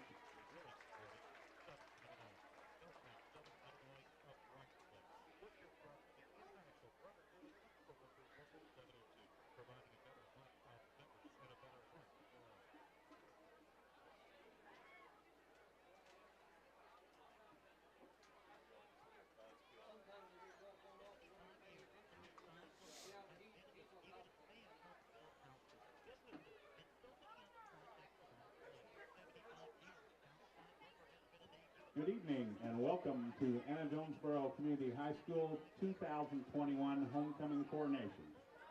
I'm Eric Massey and I will be the MC for tonight's ceremony. I would like to start off by introducing our 2021, not yet. Bring someone else up here to do it. Back at Anna-Jonesboro, Dave McKenzie along with Scott Hudson. Carterville lead the Wildcats here 15-8 at halftime.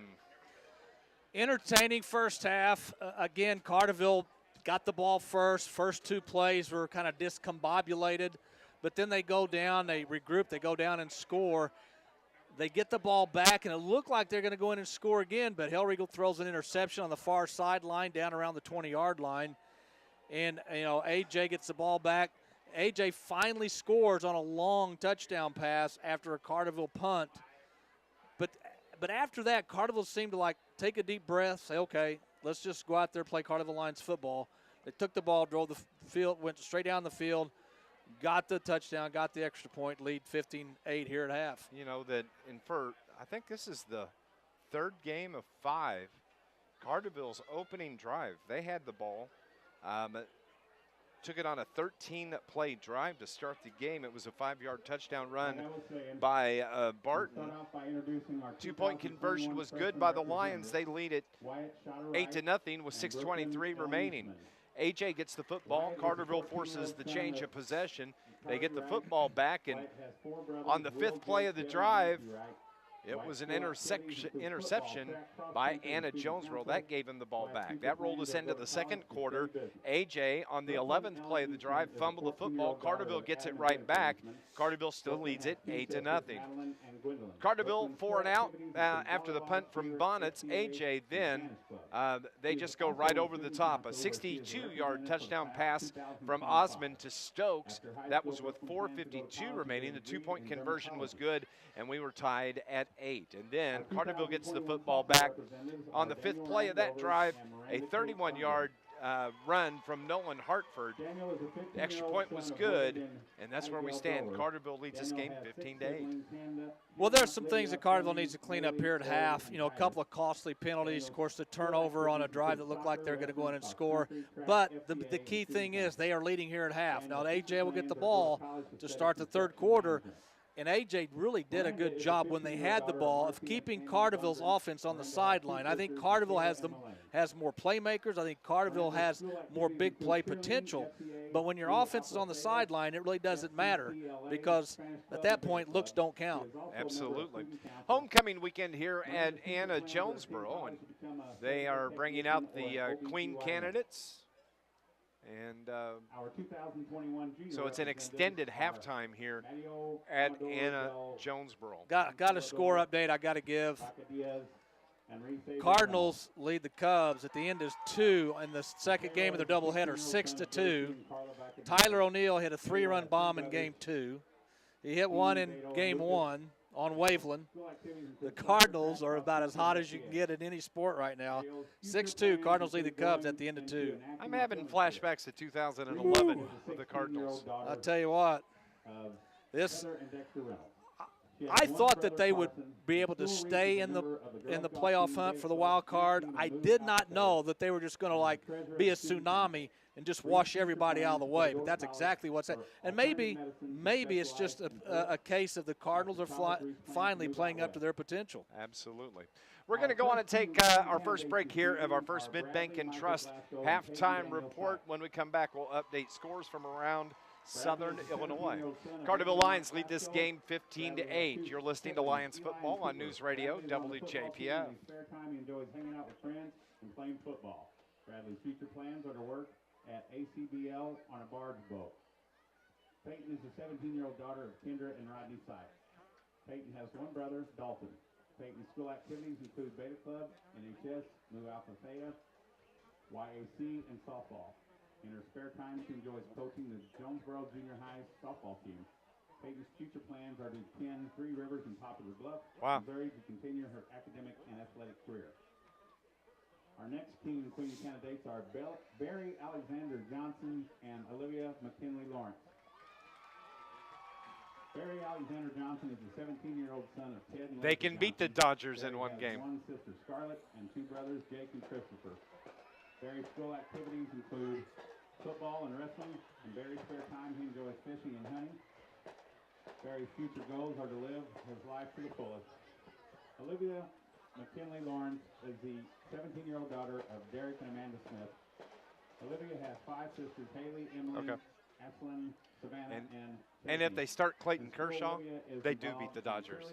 FCA, Mu Alpha Theta, Beta Club, Student Council, Educators Rising, Spanish Club, and Yearbook. In her spare time, Olivia enjoys hanging out with friends, spending time with the cheerleaders, listening to music, and driving around with her friends. Olivia's future plans are to attend college to pursue a degree in criminology. After graduating college, Olivia would like to begin a family. Our next King and Queen candidates are the first Mid-Bank and Trust halftime report continues. Carterville leads this game 15-8. Updating scores from around Southern Illinois as we have them right now. Massac County leads Harrisburg 14-0. I'm kind of surprised with Massac. They're scoring some points. Yeah, I really didn't know what to think about Harrisburg at this point. They've played some smaller schools, and Matt Griffith, the first-year coach at Harrisburg, has done a very, very good job. But Massac County, lost to this AJ team by 2 points. I believe Massac scored late, went for 2 to tie it instead of kicking the field goal or extra point to tie it, lost by 1 point. So Massac's not a pushover. Murphy, the last score we had, 21-7? 21-7, Murfreesboro at half. At homecoming in Heron, if I can get this page to roll, let's see. There we go. Hamilton County leads El Dorado 14-8 at the half. Carmine White County leads Fairfield 20-14 at the half. Whoa.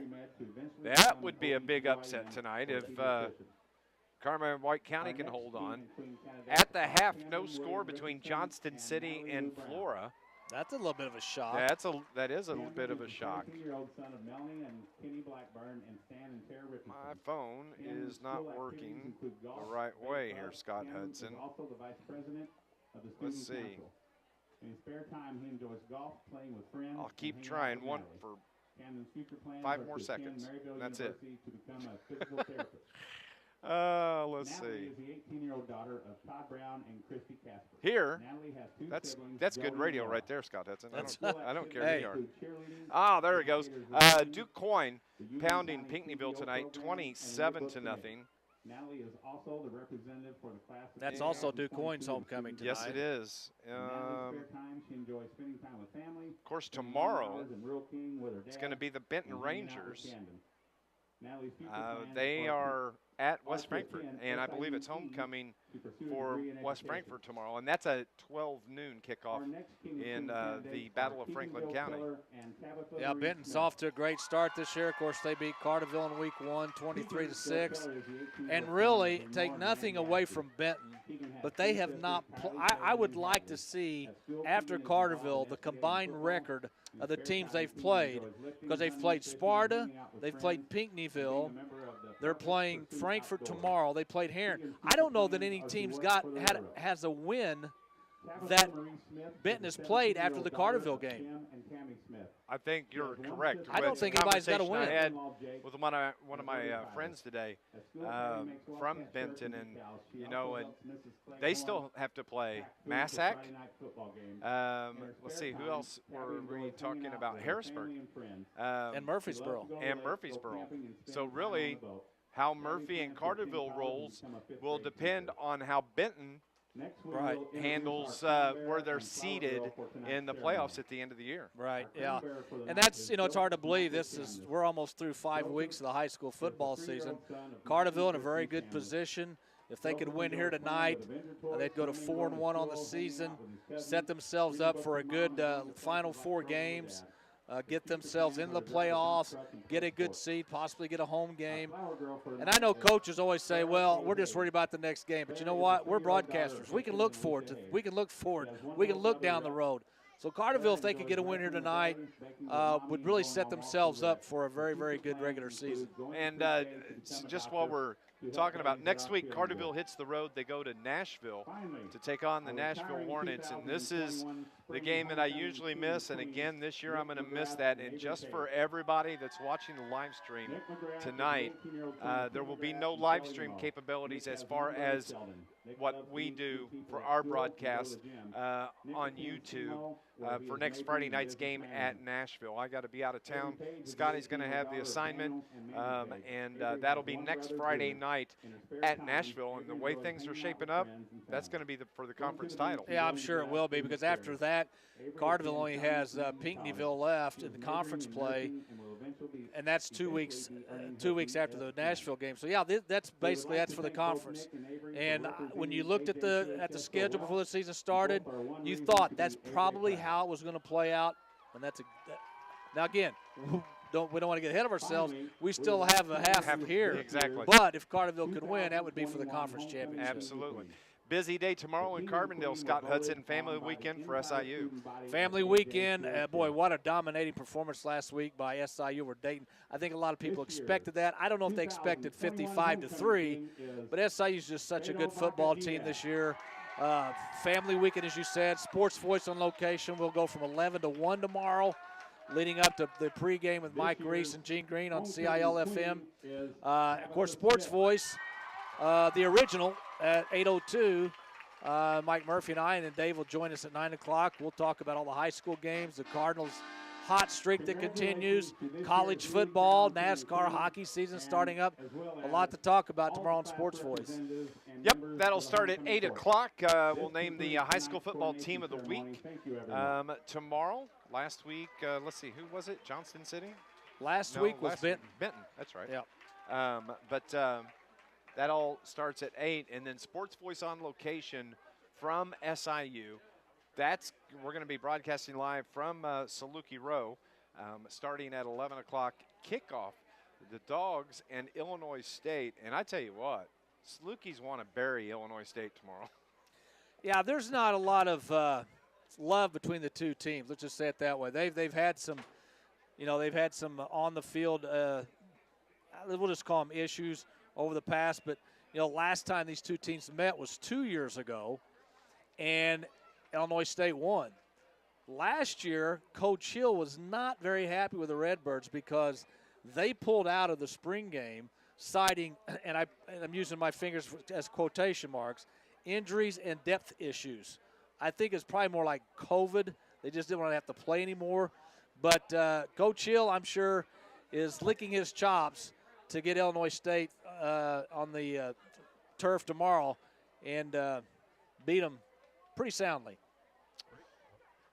We're going to go on and take a break here as we continue on our First Mid Bank and Trust halftime report. It is homecoming here at Anna-Jonesboro, and they are just wrapping up the introduction of the court here for homecoming weekend. The band is getting ready to take the field for their halftime performance, and we will go on and take a break. When we come back, we'll continue here on News Radio WJPF.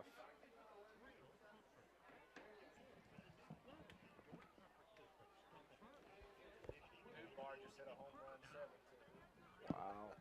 It's like the ball's on a tee for him.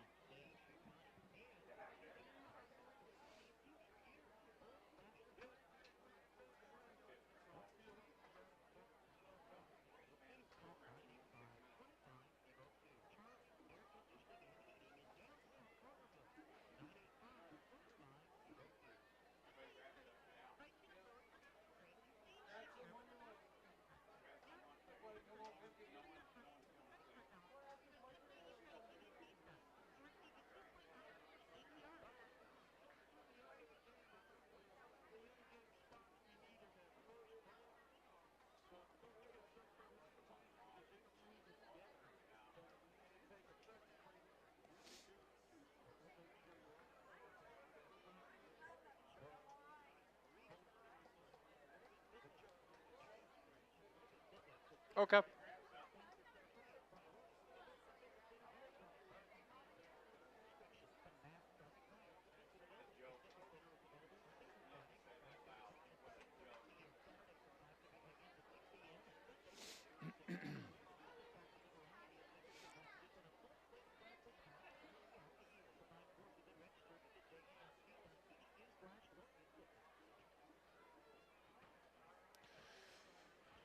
(15 to 8) the score here from Anna-Jonesboro at the pit. Carterville leads this game as halftime continues here on homecoming night for the Wildcats. St. Louis Cardinals, they doing all right tonight? Yeah. Well, after I told you about the Tyler O'Neill 3-run homer, Lars Nootbaar, one of my favorite names in all of sports, hits a home run. Now it's 7-2 Cardinals. So there it looks like, I mean, still plenty of game left in that game, but it looks like Cardinals might be headed their 14th straight win. I don't think even the most diehard of a Cardinal fan saw this coming. You know, when I'm not eating candy bars as my favorite snack food, it's the Newt bar that I switched to. There you go. Trying to stay healthy, you know. Yeah, so. It used to be a nutrition bar, now it's a Newt bar. The Newt bar. Yeah. And, but yeah, Cardinals on a roll, and if they win this game, we thought we had heard that this may be the longest winning streak in modern day baseball for the Cardinals. They've just played so well, and I think a lot of it is players are finally playing up to their potential. You know, and think about it, they've basically they have done all this without their number one pitcher, Flaherty. Now, granted, Waino is doing something magical at his age, but no Flaherty. Now, Flaherty, I think, did start game one today, if I remember correctly. He was supposed to. So Flaherty is, you know, they've got 2 more series left at home before the postseason, too. 15 to 8 is the score here. Carterville scored 2 touchdowns in that first half. It was a 5-yard touchdown run from Townsend Barton. That was with 6:23 remaining in the opening quarter. The 2-point conversion was good. Carterville led it 8-0. Anna-Jonesboro scored their first touchdown with 4:52 remaining in the second, and it was just a straight-up beautiful pass, 62 yards from Osmond to Stokes, as Stokes got behind the Carterville defense. 62 yards later, and the two-point conversion. We're tied at 8. Carterville comes right back though on the next possession. A 31-yard touchdown run from running back Nolan Hartford. Extra point was good, and that's where we stand, 15-8. What do you expect from Carterville Lions after the half? Well, I think they've got to take care of the football and reduce the penalties. Carterville didn't have a lot of penalties, but boy, the ones they had really hurt them. I think Carterville's, they've got to look for Osmond most of the time. I mean, he's the guy that runs this offense. He's got the most rushing yards for AJ in that first half, and they've just got to be able to stop AJ from going, 60, 70 yards and taking about 6 minutes off the clock, because if that happens, Carterville's high-octane offense is going to be on the sideline. And what we saw from Carterville in that last drive, that's exactly why AJ does not want Carterville's offense on the field. Exactly. Carterville's coming out on the far sideline. They're going through their mandatory halftime stretches as the band is making their way off the field here at the pit at Anna-Jonesboro. Please give it up for your Anna-Jonesboro marching Wildcats. Wildcats have they're just now starting to make their way back to the field. But another exciting half of football is coming up. And, I didn't expect it to be this. For some reason, I thought Carterville may be up early. You got to give credit to Anna-Jonesboro here tonight.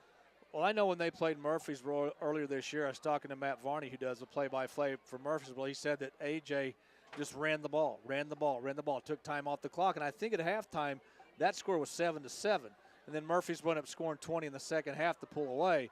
But AJ, you look at the two teams, obviously Carterville has more playmakers. So Anna wants to control the clock. They want to control the line of scrimmage and eat that clock up. And they did a very good job of that. But when Carterville got the ball back after AJ tied it, we saw how explosive and how quickly Carterville can score points in a game. And that's the difference in the game right now. We're going to go on and take our final timeout here on our First Mid-Bank and Trust halftime reports. And when we come back, we're going to have second half action. Carterville leads us 15-8. This is Lions football on News Radio WJPF.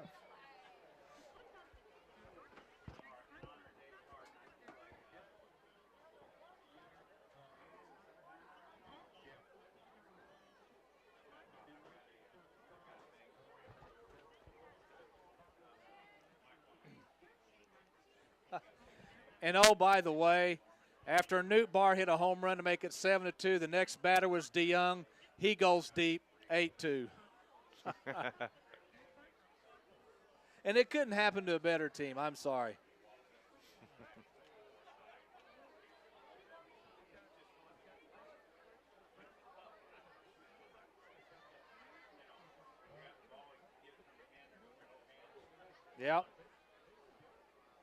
Yep, I agree.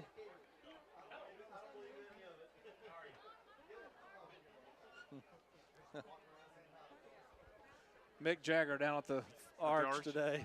Yeah.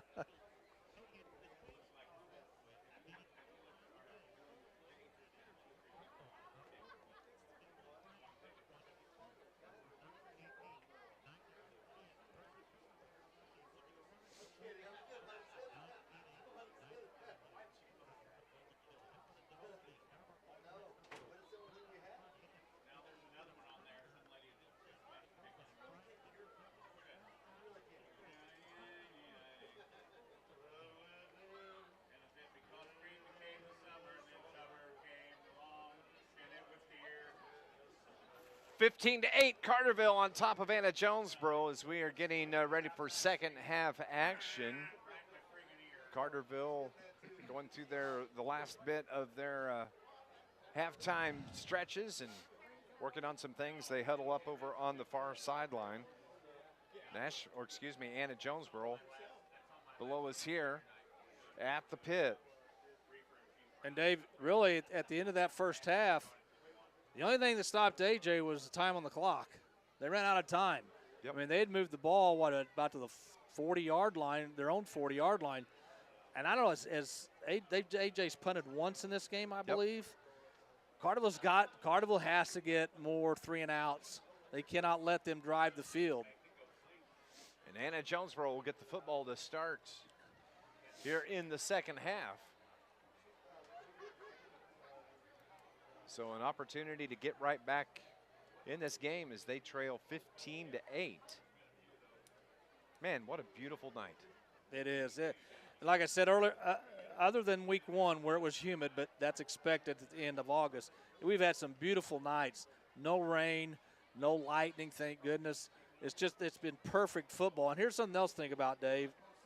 Where would this game be if AJ had their stud Barry Johnson exactly in the backfield? I think, we'll never know, and injuries are part of a game, but that was Carterville was given a gift before this game ever started. Carterville will kick off to start the second half. Anna-Jonesboro Evan Hall set to kick off for Lions number 21. Start with the football here.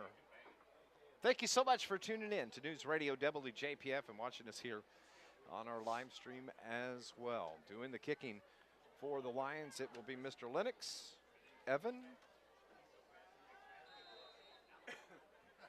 Here we go. The kick is away. It's going to be taken at about the 1-yard line, out to across the 5, the 10, out near the 20-yard line. Number 3, TJ Macy on the and it's going to be Macy on the carry, so that's where the Wildcats will start. 1st and 10 for Anna-Jonesboro. Yeah, we'll see what adjustments both teams made. Interesting to see if Carterville's made any adjustments on defense. Trying to slow this, I guess you could call it methodical running game of AJ's. 1st and 10 from the 20-yard line for the Wildcats. Moving left to right on your radio dial in their home blues with the white lettering and the white helmets. Osman under center.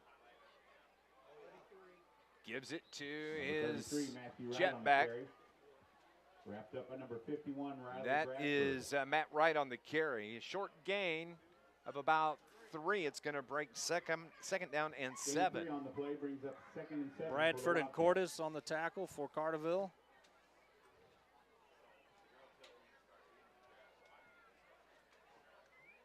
Crowd stuck around here at Anna-Jonesboro. Good football game for you. 2nd and 7 from the 23. Osman keeps it, puts his head down, picks up about 4 on the carry. He's going to be a couple of yards short of the first down. And Dave, I know they're in their own territory, but the way they're running the ball, I would go for it on 4th down. I know it's only 3rd down. I'm just saying that if they don't get it here, why not? I mean, Osman usually when he keeps it, he gains 2, 3, 4 yards himself. 3rd and 2 from the 28. Carterville could use a defensive stop right here. Osman. Carterville wraps it up. They're going to force 4th down. Nice job. Looked like there was some confusion in the backfield on the handoff between Osman and the ball carrier. Yeah, good surge by Carterville's defense. Marshall Blythe in on the tackle, also Talon Walker in the backfield, and that's going to force a punt by AJ, and what a big stop by Carterville's defense. 4th and 5 for the Wildcats. Scott Hudson mentioned this just moments ago. Is this only the first punt for AJ? Is that what we said? Second. I think it's the second. Oh, okay. First of the second half, but that's right. Only second of the game. That's right. I don't think they punted in the first half. Maybe they did. Maybe they didn't. I'm not sure. I don't think they did. Okay. They got the change of possession. It's Peyton Biddle back for the Lions, takes it to his own 48-yard line. Tries to bring it near side, gets away, out to the 50, but only a couple steps. So Carterville, though, has outstanding field position as they have it in AJ territory at the 48. And Peyton Biddle, if he's got any time to catch and run, he will on punt. He's not going to raise his hand for a fair catch. He's going to get it every time he can. This Lions broadcast brought to you by Charlie's Air Conditioning and Heating in downtown Carterville. They install or do repairs. Call 985-2502. Get back to comfort this season, proudly supporting your Carterville Lions. So it looks like Carterville has a penalty on the play. Holding. Blocking the back. So that'll back them up about 10 yards. So they're going to actually start from their own 42-yard line.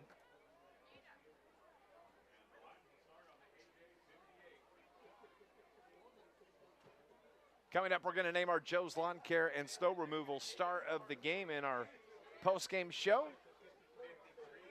Who will get it tonight? We'll find out.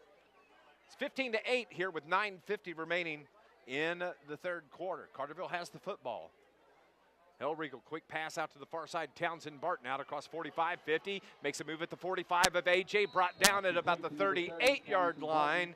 And a big first down pass play between Hellriegel and Townsend Barton. Getting your playmakers out in open space is what Carterville wants to do. And Barton's one of those playmakers, along with Biddle, Berkey, Lanham, Hartford, Hellriegel. Yeah, we've got a penalty, illegal procedure on Carterville. And we have movement against the You know, I know Coach Dial, he's got a short haircut, but I got to believe he might have less hair after this game tonight if he sees any more laundry on the field.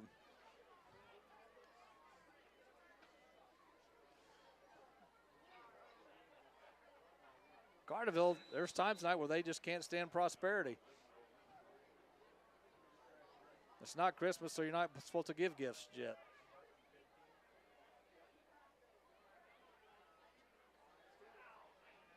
Okay, Lions football. That is Nolan Hartford on the carry. That seemed like a late hit, but not called, maybe not. But Hartford picks up another first down for Carterville. I think Hartford's had the two biggest runs tonight for Carterville. Of course, the one that gave Carterville the lead in the second quarter, and then that run straight up the middle for about 15. From the 27-yard line of Anna-Jonesboro. Barton in motion, swing pass out to Peyton Biddle, out to the 30-yard line, 20, down to about the 15-yard line, and actually looks like he's close to the 10, and they're going to move the chains again. First it was Barton, now it's Biddle on the pass to the outside and just make things happen in open space. Gets the ball down to the 11-yard line. Great opportunity as the Lions have it in the red zone, but the play stopped. And a flag is going to be false start on the Carterville Lions. Oh. These are penalties you normally see in the first 2 weeks of the season, not in week 5.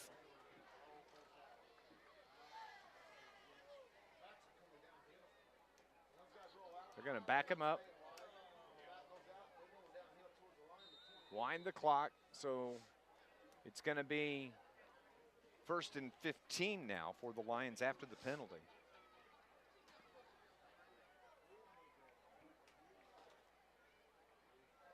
Hellriegel gives it to Hartford. Takes it up the middle, gets about 3 yards on the carry. Now Carterville's looking at a second down and 12. Yeah, Hartford's had a nice game running the ball for Carterville. I don't think we've seen Lanham all night. No, we haven't. In the backfield.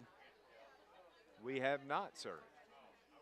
Carterville has the lead in this game. They lead it by 7, 15-8. 2nd and 12 for the Lions. Second down and 12. Ball rests at the 16-yard line. Trips to the left. Hellriegel's going to give it to his fullback, Hartford. Carries it down. Nolan Hartford on a carry. Carterville's going to be faced with about a 3rd down and 7 here on the 7th play of the drive. Looks like there's a little trash talking going on between some players on about every other play. Imagine that. I mean, this is a conference game. This is a big game for both teams, especially for AJ. They do not want to go down 3rd and 7 for 2 and 3 after this game. 3rd and 7 from the 8. 2 receivers to the right. Now Barton in motion. It's the give to Barton. Tries to get to the outside, get the edge. Can he get the first down? He does. Touchdown, touchdown, Carterville Lions for Townsend Barton. An 8-yard touchdown run. Well, he did a good job of getting to the edge and then turning it upfield and followed one of his blockers, one of his wide receivers, gave him a nice block on the far side. And Carterville, after forcing AJ to punt after a 3 and out, take advantage and go down and score. 7:12 on the clock.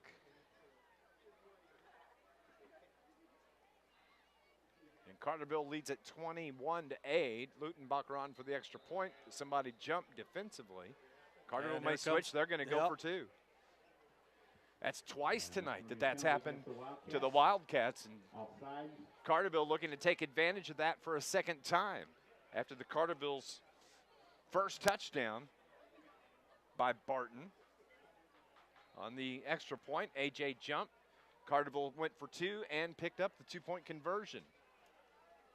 This time, they convert it once again as Andrew Hellriegel carries it in, and Carterville has extended the lead now 23-8 with 7:12 remaining in the third quarter. Stay with us. We've got more Lions football here on News Radio WJPF.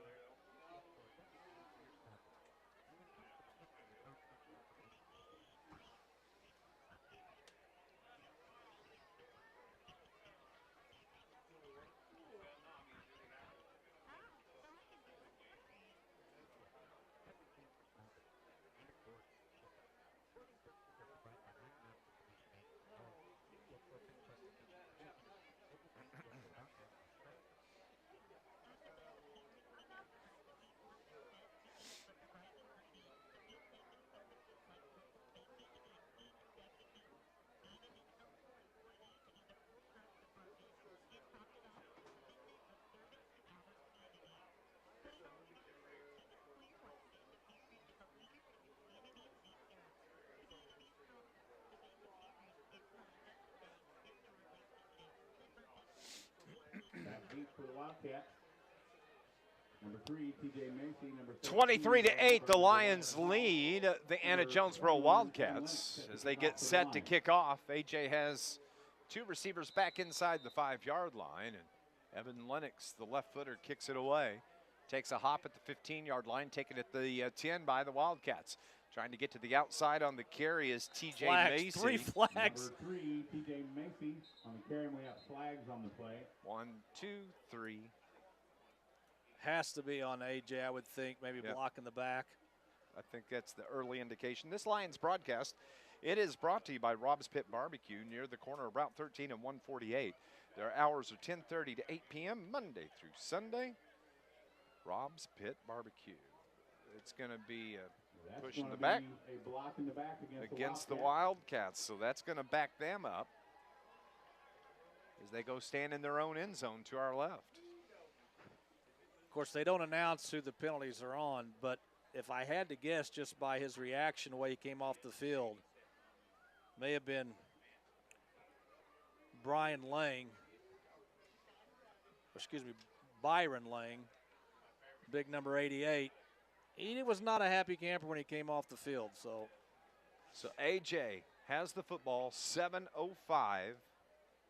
First and 10 from their own 12-yard line. Osmond brings his troops to the line of scrimmage. Two receivers to the right in blue. Osmond from under center. Osmond keeps it, dropped right Number 10, at the Gavin Osmond on the carry. 15-yard line, out to about the 17-yard line. Gain of close to 5. It's going to bring up second down now for the Wildcats. so far, and I know it's still early in the third, Carterville's done a good job of not letting Osmond break free after the ball fakes in the backfield. Second and 5 now. Clock rolls under 7 minutes. Carrying it out near first down yardage. They're going to give it to him. Right on the carry. Hit first by number 40, Taylor Walker. On the carry. And that's good. For Wildcat. First down. Didn't see who the running back was on that. Doesn't matter. It was a first down for the Wildcats. I think it was 33. Wright. Matthew Wright. Ball sets at the 24-yard line. But most importantly, the clock continues to roll. They bring two receivers to the near side. Jet back on the wing. He's in motion. Ball's on the turf. And a good thing, as it was Zach Stokes that was right there to fall on the fumble. And because I think it may have been Jordan Cordes that was right there as well. Actually, I think it was Talon Walker. I hope I'm saying his first name right. You are. The defensive end on the left side of Carterville's defensive front. I mean, he was in the backfield real quick. Yeah. And he almost caused the fumble and got a fumble recovery. Second down, and so it's a loss of 6. Second down and 16 from the 24. Osman tries to take it off right tackle. And Number 10, Gavin Osman on the keeper. was that Ivan Jones? That's Ivan Jones again. Ivan Jones. Shooting that gap from his linebacker position. Going to be interesting to see the stats on him tonight. He's been a beast. He's been everywhere on defense. 3rd and 16 Third and 16 for the Wildcats. from the 18. Boy. If I'm Cordes, if I'm Walker on the other side, I'm pinning my ears back and I'm coming because I have to believe they're going to throw it in this spot. Peyton Biddle needs to have his sonar ready. 3rd and 16 from the 18. He's the safety for the Lions. Osman rolls to his right, throws it out. It's incomplete. 4th down for Anna-Jonesboro. Can they keep AJ from picking up the first down here on this play? If they can, they'll get the football back. No, AJ's going to punt. It's 4th down, so they're going to have to punt 2 consecutive possessions. And AJ's had to punt when they didn't punt at all in the first half. So it's 4th and 16 from the 18. Carterville's going to get the ball back. Peyton Biddle stands at the AJ 46-yard line. Steps up to the 45. Clock rolls, or is stopped rather, 4:25. Snaps away. Kick is going to be over on the far sideline, and Carterville's going to have outstanding field position here with 4:17 on the clock. Yeah, their first possession of the third quarter, I think they start at their own 40, and that was after a penalty, or otherwise they would have started in AJ territory. This time they're going to start at AJ's 44. This Lions broadcast is brought to you by IBEW Local 702. Start on the Wildcat 44. IBEW Local 702, dedicated to providing a better lifestyle for members and a better life for all. Don't forget, we'll name our Joe's Lawn Care and Snow Removal star the game. Carterville has it. 1st down and 10 from the AJ 44. Biddle in motion. Snap, give to Hartford. Out to the 40, to the 37, 38-yard line of AJ. Gain of about 6 on the carry. They're going to have 2nd down and short. Now let me say, Noah Johnson has come in to play center for Charlie Howard that got hurt in the first half. No bad snaps. Carterville's still able to run the ball between the tackles, so give Johnson some credit. He's come in and done a fine job. Yes, he has. The snap to Hellriegel. Rolls to his right, throws, lobs it up. Peyton Biddle there. Oh, just off the fingertips. A little wheel that they ran there, and just letting just a little bit too much. Just a little bit too much off his fingertips. But that's the time you want to throw that play on 2nd and short. Kind of catch AJ maybe sleeping a little bit. Just couldn't make connections. 3rd down and 4 now for the Carterville Lions from the 38. 2 receivers right, 1 near side. Hellriegel's going to keep it to the outside. Gets a block, gets the 1st down for the Carterville Lions, and that's going to move the chains. He wanted to go between the tackles, and he bounced it to the outside. And that's good for Lions. And got just enough for a 1st down. Carterville's in hurry-up mode, too. They set the ball down at the 32-yard line, 1st and 10. Come on, boys. Keep moving those chains. Hellriegel from the shotgun takes a snap. Gives it to Hartford. Comes back, sets a block. Hartford tries to get to the outside. Cuts it up at the 30 to the 25. And should have enough for a Carterville 1st down. Number 5. There's a Hartford on the carry. long way to go and a short ways to get there. Is that the song? Ran Jerry Reed? Gained 10 and ran 30. That's a play you draw up in the backyard when you're playing sandlot football. Anna-Jonesboro players over on the far sideline. We're going to take a break here. Carterville has the football, 1st and 10, and we will get you set after we come back from this break. This is Lions football on News Radio WJPF.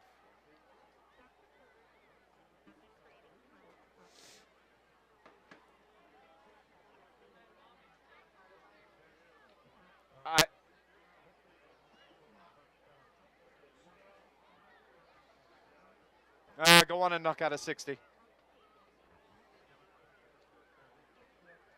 Yeah.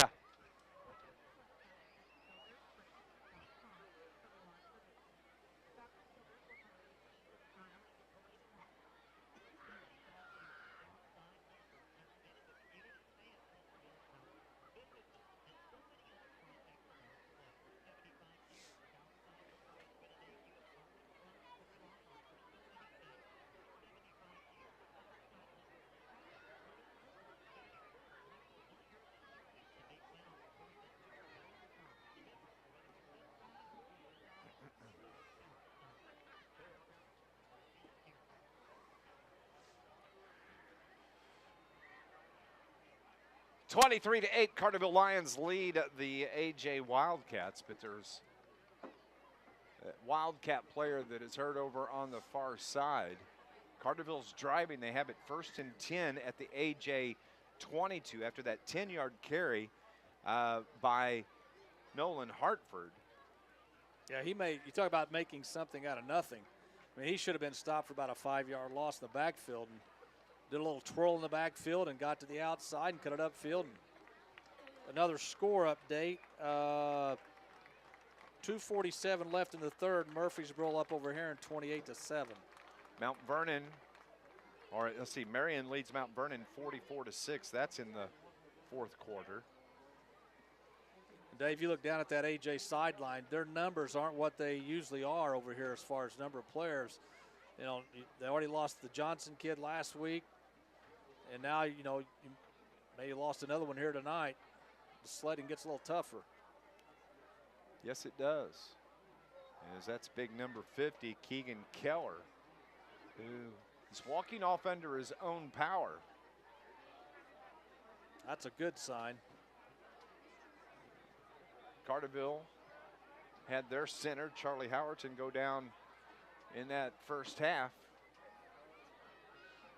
Everybody is off the field to the sideline with 3:05 remaining in the third. Carterville driving, have it at the AJ 22-yard line.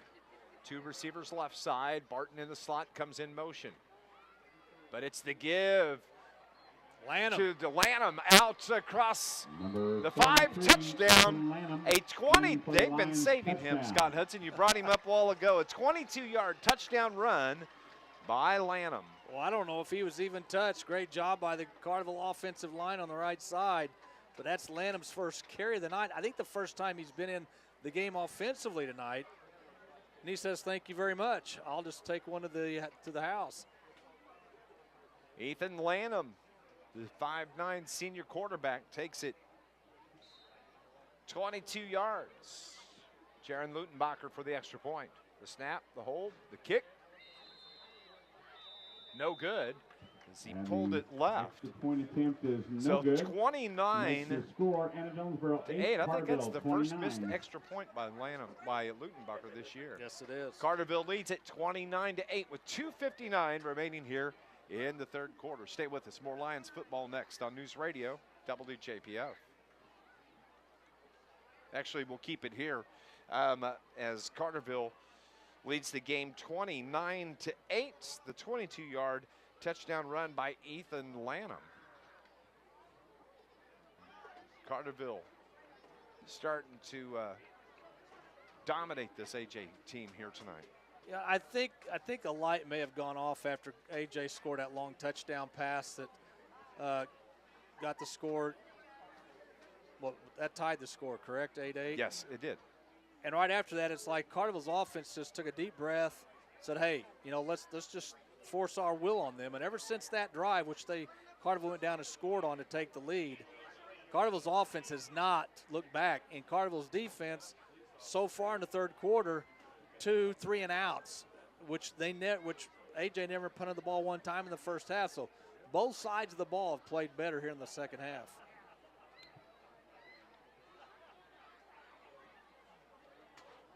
So Carterville's going to kick it away. Evan Lennox tees it at the 40-yard line. AJ, again, has 2 receivers back inside the 5-yard line. 29-8. Kick is taken at the 2-yard line. Over on the far sideline, carries it out across the 20, the 25 out to the 30-yard line, and that's where the Wildcats will start. First and 10 here with 2:41 remaining in the third quarter. Their best starting position in the third quarter. Will Dietering open things up now? Will he have his quarterback put the ball up in the air, or will they still run the ball? Still a lot of time left in this game. It's 2:41 to go in the third. A lot of time left. Carterville's really played well here in this third quarter. So here come the AJ Wildcats from their own 31. One receiver to the near side. Carterville shifting around defensively. Osman's going to keep it, and he's finally tackled. He's going to be just short of the first down. A 9-yard carry by the quarterback for Wildcats. That's Gavin Osman. Cordes threw him forward for about 2 or 3 yards. Of course, Cordes is just trying to bring him down any way he can, but about a 9-yard gain by Osman. Out to the 40-yard line. Just short of a first down, 2nd down and 1. Carterville 3-1 on the season, looking to go to 4-1. AJ looking to try to go to 3-2. First down and more for the Wildcats as they carry it out just short of the 45. They're going to mark it at the 45, and so first down now for Anna-Jonesboro. Zachariah Miller, Ivan Jones. I think Cordes was also in on the tackle. First down. Crowd stuck around here for AJ. Homecoming night. I like the fact here at AJ, you can have a tailgate, stay out there and watch the game. Oh, that's very cool. Yeah, I hadn't really noticed that. Yeah, not many places They've you can made do some that changes in Illinois. parking and things like that. Yeah, Osman looks to throw. Throws it deep down the right side. That's just a... Osman was hit by Cordes as he let it go, and that's what caused that pass to be thrown to the inside of the field to the outside. No one. Hartford was out there in coverage, and it was even out of his reach. So it's going to bring up 2nd down and 10. That's the first pass from AJ here in the second half. Ball rest at the 45-yard line. We may see more of that, though, as this game and the time clicks along. 1:29 remaining in the third. Carterville leads it by 21. 29-8. 2nd and 10 from their own 45. Osman, 2 receivers right, takes the snap, carries it out for a gain of about 8 as he bangs his way out to about the 49 of Carterville. Number 52, Ivan Jones. Ivan Jones on the tackle once again. It's going to yes, bring folks, up. there are more Carterville Lions playing defense than Ivan Jones. 3rd and 3. It's just that he's in on all the tackles. He is. He's everywhere. He's what was the cartoon? He's everywhere. He's everywhere. Yeah.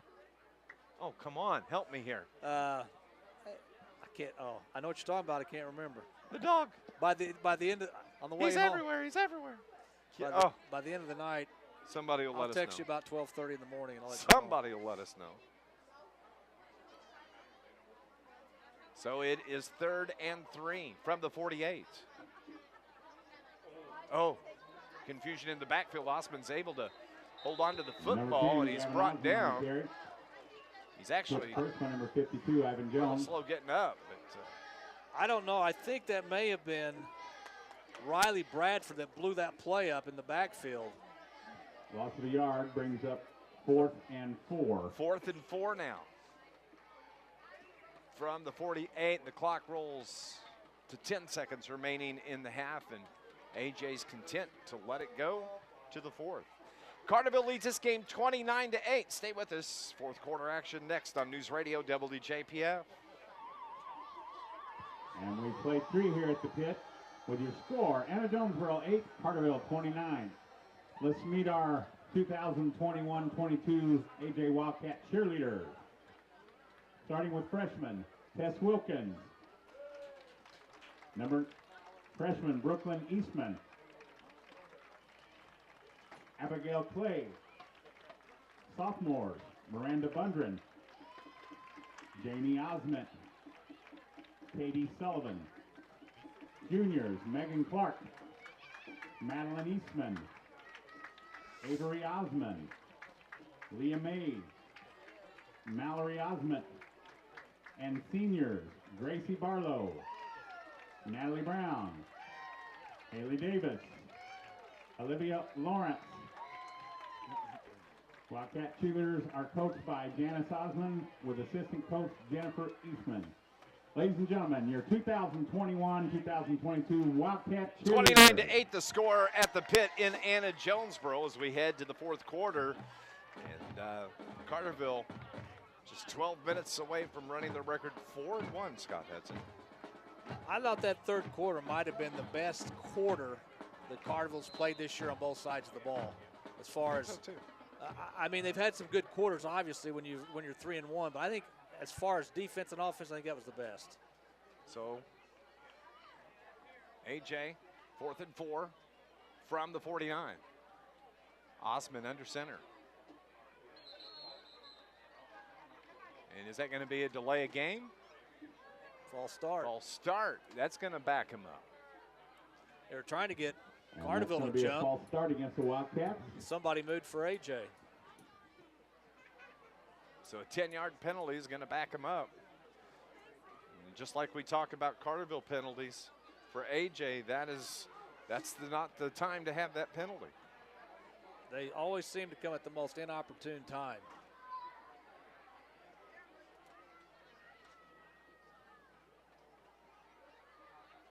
So instead of 4th and 4, it's 4th and 9. It's just a 5-yard Timeout, penalty. Wildcats.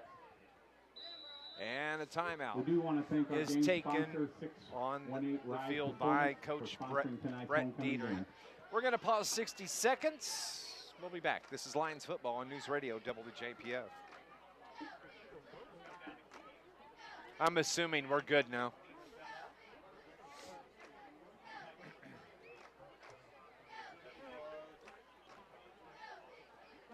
Okay.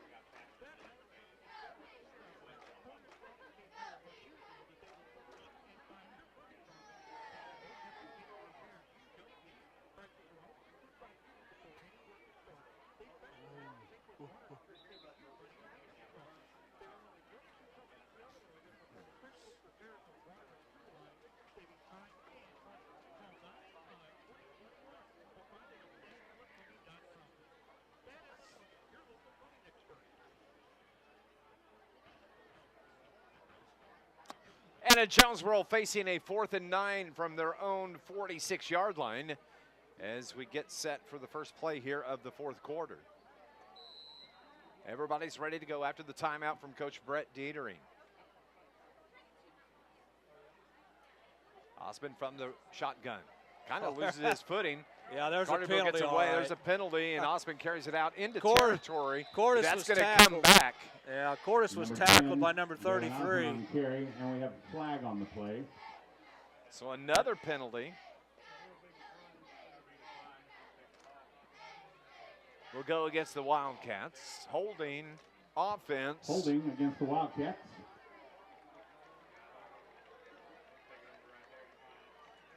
So That Carterville penalty is declines the declined. penalty. And the Lions will take over And on downs. And really, Change of possession on downs. The back, Matthew Wright, really had no choice but to tackle Cordis because otherwise he was going to get the Yeah. Osman. Because Osman had kind of tripped, lost his footing as he started to roll out. But Carterville's going to have the football back with 11:51. And they're going to have it at their own 48-yard line. So great field position for your Lions. A chance to extend this 29-8 lead. Up 21 points. Hellriegel from the shotgun. He's going to keep it across midfield to the 45 and down to the 40-yard line. That's enough for a Carterville Lion first down. On the carry. Tackled by number 88. Another Byron AJ Lane. player down, injured. At about the 42-yard line. Scott, tomorrow morning, Sports Voice starts at 8 o'clock. It's a big day. Sports Voice at 8 o'clock. We'll name the high school football team of the week. You and Murph will kick the show off at 8, get done at 10. Then we go over to SIU. Sports Voice on location on Saluki Row as the Salukis will host Illinois State. Yeah, it's going to be a lot of fun, and you know, it's a labor of love because there's no rest for the weary. Because you know, you and Murph will be up there or out the station around 5 o'clock, if not earlier. I have bought my 5-hour energy drink already. It is Okay. sitting in the cup holder of the vehicle, and But it's going to be a lot of fun. I mean, you know, when you get to go cover a team like SIU who's playing so well right now.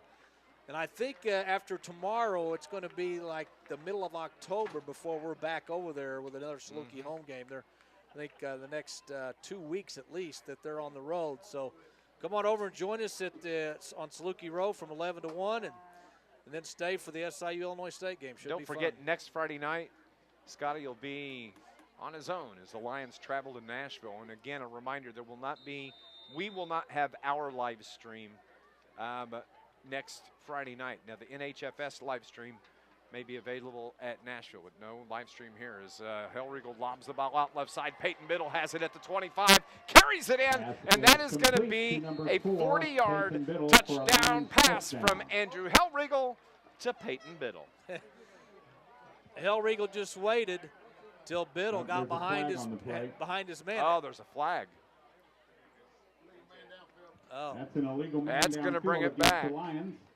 well, all right. Flag is at the 34-yard line, and so that's going to bring the Lions back. I don't know, but Mr. Johnson, Noah Johnson, the center, he turned and came from about the 25-yard line. So if I'm going to guess who it was, I'm going to say it was him. So never mind on that touchdown pass. Noah got a little excited.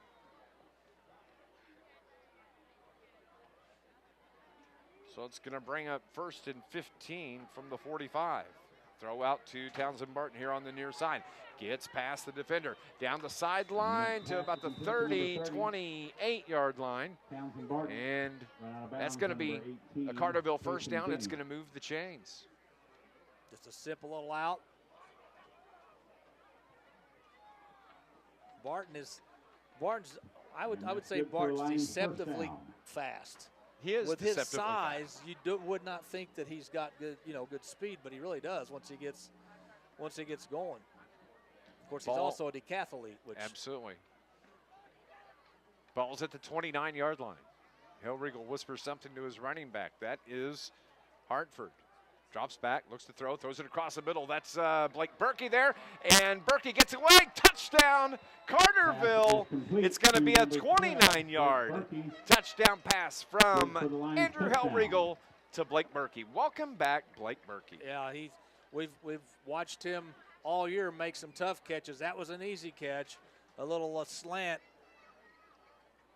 Carterville had three wide receivers to the right. And they brought Berkey from the left side, and Carterville, the penalty, which took a touchdown away, does not hurt as Hellriegel and Berkey get the score. 35-8 the score on for the extra point, Jaron Lutenbacher. Snap, hold, kick.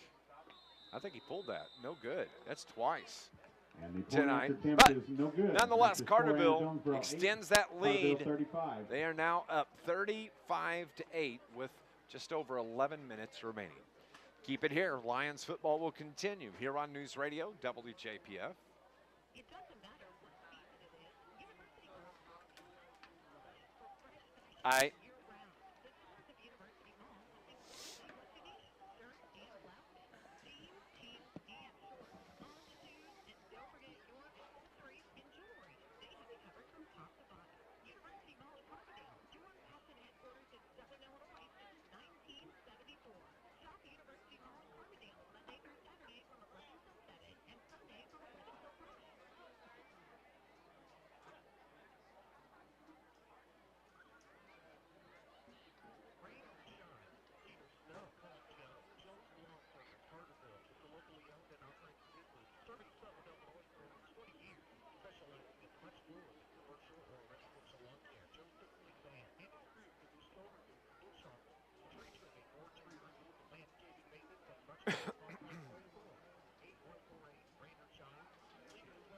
called, Joe. Back deep for the Wildcats. Number 3, T.J. Macy. Number 13, Dylan Alberg. Number 1, Evan Hall. Coming up on our Thad Ellett Number Plumbing 21, postgame report, we'll name our Evan Joe's Lawn White, Care and kicks off Snow for the Removal Lions. star of the game. We'll talk to Carterville head coach Brett Dial. Carterville leads this game 35-8 with 11:08 remaining here in the ball game. Carterville kicks it away. It's a liner. It's going to hit it about the 14, taking it the 10. Coming out across the 20, 25, 30.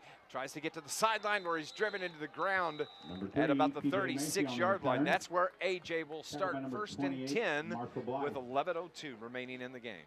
Murfreesboro leads Heron 35-7 in the start of the fourth. Heron struggling this year. Yeah, they will be 0-5 after tonight, so already mathematically eliminated from the playoffs. Anna-Jonesboro, they have the football. They need quite a few points here in the last 11 minutes. Will they go to the air? Look for it from Osmond. But it's the handoff. Taken and popped right at the 40-yard line, and he took a shot. We have a flag. And there's a flag on the play. May be a personal foul on the Lions, because I think that was helmet to helmet. And coming out of the game for the Wildcats. Illegal shift on A.J. Josh Davis. Boy, that's going to be an illegal shift against the Wildcats. thought that might be personal foul. Was coming to the sideline, the ball carrier, Josh Davis. He got hit up high, but it's going to be an illegal shift on the Wildcats instead.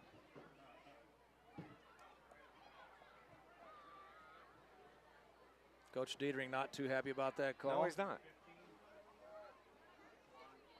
So it's going to be first and 15 from the 32. First and 15 for the Wildcats. Everybody in tight. They'll run it. They're just going to put it right on the ground and blast their way through. Tyler Cunningham on the carry. Matthew Wright on the carry. Or excuse me, Matthew Wright on the carry. Hit first by number 4. Yeah, they went from first and long to second and short just like that. So it's going to be second down and about 3 from Brings up second and the 3 for the Wildcats. 44-yard line. Clock rolls its way toward 10 minutes remaining in the contest. Osman keeps it. Keeps just dragging. He's strong as an ox. He has drug all sorts of defenders tonight. And he's not really that big. He Kalen Walker. 6'3", 190. Good for a Wildcat. Looks slender, but he can drag some defenders. Yeah, when he runs hard. I mean, he's not the, he's got good height. And he just, when he runs hard.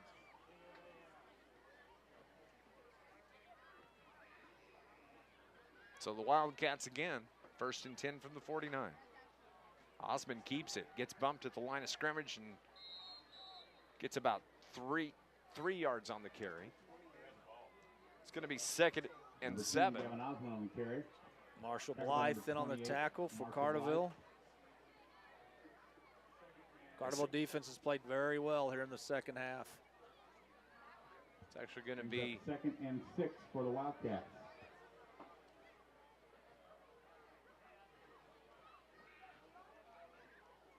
gain of 4 on that carry. 9 minutes remaining. Again, Osmond's going to keep it. Puts his head down. Carterville stacks him up right at the line to gain. Backed up by a group of Lions. Big gain by Osmond, but it's going to bring up 3rd and 1. 3rd and 1 for the Wildcats. Carterville on the road next Friday night when they take on the Nashville Hornets. Scott Hudson will have all the action right here on NewsRadio WJPF. Don't forget there will be no live stream available from our standpoint. Next Friday night, it'll be Scotty by himself. That's all right. I'll do what I can, bud. I'll try to pull through for you. Trying to get to the outside Number 2 on the Stokes carry. on the That is Zach Stokes, and Carterville's defense right there to make the stop. Zachary Rice. Zachary Rice played that as about as well as you could as a defender. He came up, did not over pursue. He waited to see what the back was going to do, and then he made the tackle. Very, very nice play by Zachary Rice. Loss of 1 on the carry. It's going to bring up 4th and 2. Got to think AJ's just going to go for it. They trail 35-8, under 8 to play. 4th and 2 from the 43 of Carterville. One receiver to the far side. Osman carries first down, and he's blasted to the turf. He is going to be one tired puppy after this football game tonight. He has done the work for the Wildcats. He has done everything for AJ tonight. Ivan Jones with another tackle. Osman just kind of ducked under a would-be tackler, and he was able to get the first down. Keeps the chains moving. Ball's at the 38-yard line. Coming up, we'll have our Thad Ellett Plumbing post-game report. We'll name our star of the game. Talk to Coach Brett Dial, all on the post-game report. The pitch to Stokes. Tries to get to the outside. Brought down from behind as it was Braden Wakey, I think it grabbed a hold of him on the way to the turf. I tell you what, that was an excellent play by Wakey. He's the one that turned the play back to the inside, and then he chased him down and made the tackle. From behind. That is a very, very nice play by Wakey. Dove out, got on the back of Stokes, and drove him to the ground. 2nd down and 7 after the gain of 3. Wakey only a sophomore. He's got good size, 6'2". Ball at the far hash. 2nd and 7. Carterville. Number 2, Zach Stokes on the carry. Stokes on the carry. Carterville snuffed that out behind the line of scrimmage, but he's able to kind of slip away. And it's going to be a gain of about 4 on the carry by Stokes. Yeah, Stokes, Osman, it's hard to get a direct hit on those guys. Yep. 3rd and 4 for the Wildcats. 3rd and 4 from the 32.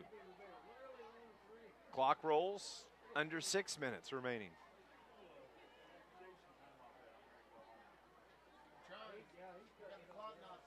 Osman from under center. Keeps it. Gets behind that offensive line. He's going to be short of a first down. So it's going to be 4th down now for Wildcats. 4th and 1. 4th and a long 1 for the Wildcats. So the ball now at the 30.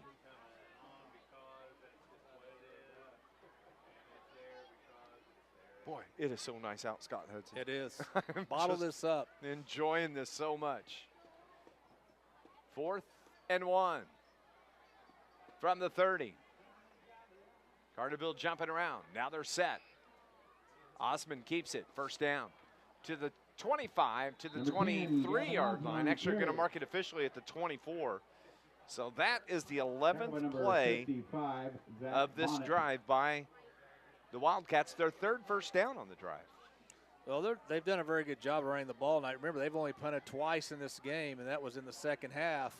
And after both punts, Carterville went down and scored. So it was very important to get that AJ offense off the field, or otherwise they would have probably just run this clock, gone down the field, and who knows what the score would be if they would have, those 2 possessions had gone a little differently for them. Coach Brett Dienering seems to be content to just run on each play. As Osman's going to keep it. Ivan Jones there to 10, gently lay number 52, Gavin Osman to the turf, like he laid him on a pillow. Well, if Osman has any dreams tonight, it might be seeing number 52 coming into his Ivan Jones has been everywhere. Score update, Murfreesboro over here in 35-14, 147 left in the game.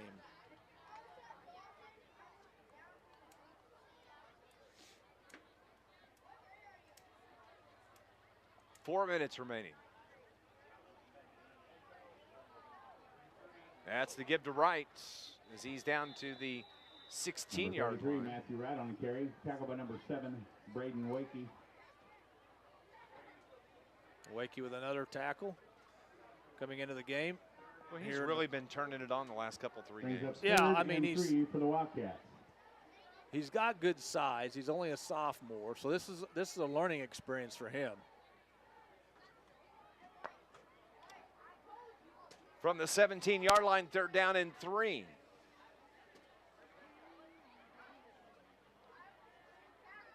From the near hash, Osmond gives it to Wright. Has the 1st down and about a yard and a half more. Matthew Wright on the carry. For AJ. Again, another play where Carterville had him stopped And before he got to the line of scrimmage, but he found a way to get enough yards for a 1st down.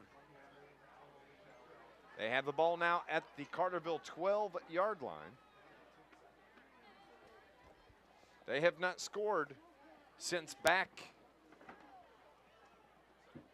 in the 2nd quarter, with 4:52 remaining in the 2nd quarter.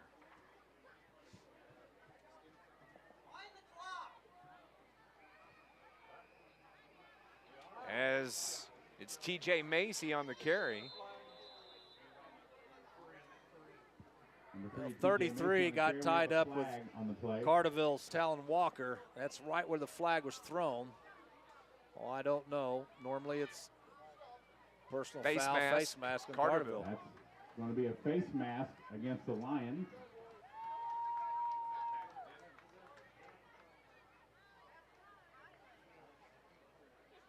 So the ball is down at the distance to the goal. 4-yard It'll line. be on the Lions' 4-yard line. 1st and goal. 2:53, now the clock rolls. 1st and goal from the Lions 4. Osmond, who has worked from under center the majority of the game tonight. With this offense, that's what he does. Turns around, gives it to Josh Davis, and he is popped right at the 3-yard line. On the carry. Comes up limping just a little bit. Talon Walker and Cade Bolin in on the stop. Cade Bolin, a name we haven't mentioned this year. 2nd and goal now from the 3.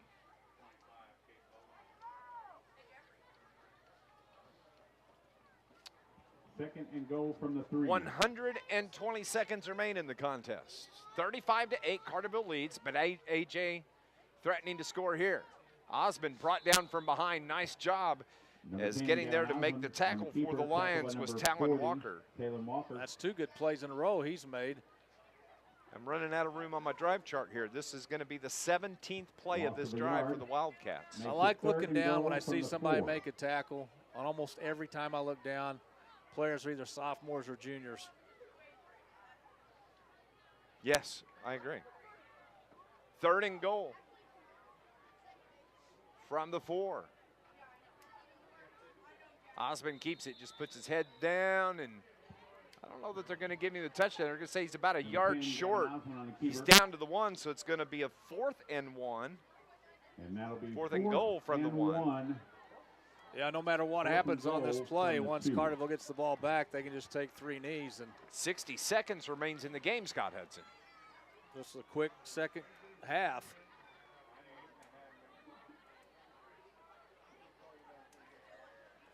I know Carterville's got some reserves in their 2nd and 3rd stringers, but boy, they'd love to keep them out of the end zone. Absolutely. Ball from the 1. 4th down. Osmond keeps it. Touchdown. AJ. Touchdown, Wildcats. 36 seconds. Osmond, the 1-yard touchdown run. That makes the score 35-14. Carterville lead.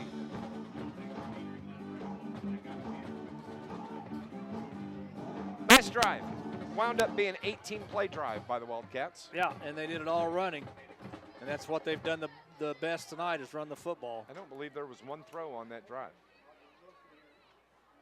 Snap is bobbled. Carterville came in hard, but the extra point no good. No good. Makes your score. So Anna-Jonesboro now 14, it is Carterville 35 to 14. Scott Hudson, Carterville going to move to 4-1 on the season. It's been a long time since Carterville's been 4-1 on the season, and a long time since a matchup between Carterville and Nashville has had this much importance for both teams. This is something that, you know, coming into the season, you knew there was a lot of juniors on this team, but you knew that the pieces were there because they had a lot of skill position players. It was just a matter of time getting them up to speed. Carterville, again, 4-1, playing well. We heard Coach Dahl say last week he wanted to get at least one of the next two. I'm sure when he comes up here tonight, he's going to say, I meant two of the next two. Yeah, exactly. So we'll see how that works out. And next weekend's game is going to be for the conference title. Yeah, for all intent and purposes. I mean, both schools only have maybe one conference game left. Carterville will have Pinckneyville. That'll be their last conference game. And I'm not really for sure who Nashville will have left because they've already, well, probably DuQuoin. I don't think they've played DuQuoin yet. I agree. But, yeah, it's going to be a heck of a game. And you know, we might have an aerial show up here next week. It's very, very possible. Scott will have all the action starting about 6:40 next Friday night from Nashville Community High School. The kickoff is taken. Actually, it's going to go into the end zone. Blake Berkey was there, but wisely lets it go. So Carterville will have it at the 20-yard line. They'll take a knee with 36.9 seconds on the clock. We appreciate you listening to Lions football here tonight. Don't forget, coming up, we've got our Thad Ellett Plumbing postgame show. We need to name our Joe's Lawn Care and Snow Removal star of the game. You got somebody in mind? Yeah, I do. Okay. Yes, I do. I hadn't even thought that far ahead. But we'll name that. We'll talk to Coach Brett Dial and get you set for your Saturday. Carterville, 4-1 on the season. AJ falls to 2-3 on the season. The Lions can take the V formation.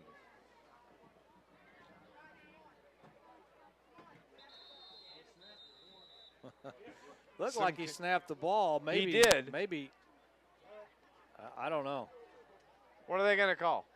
The clock rolls. And they practiced this 3 times yesterday. I watched them. So I have to say something about that. Keep the clock rolling. That's going to do it. Carterville's going to win this game 35-14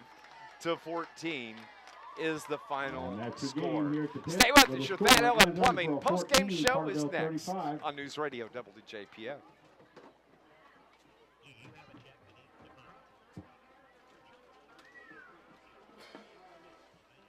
Okay.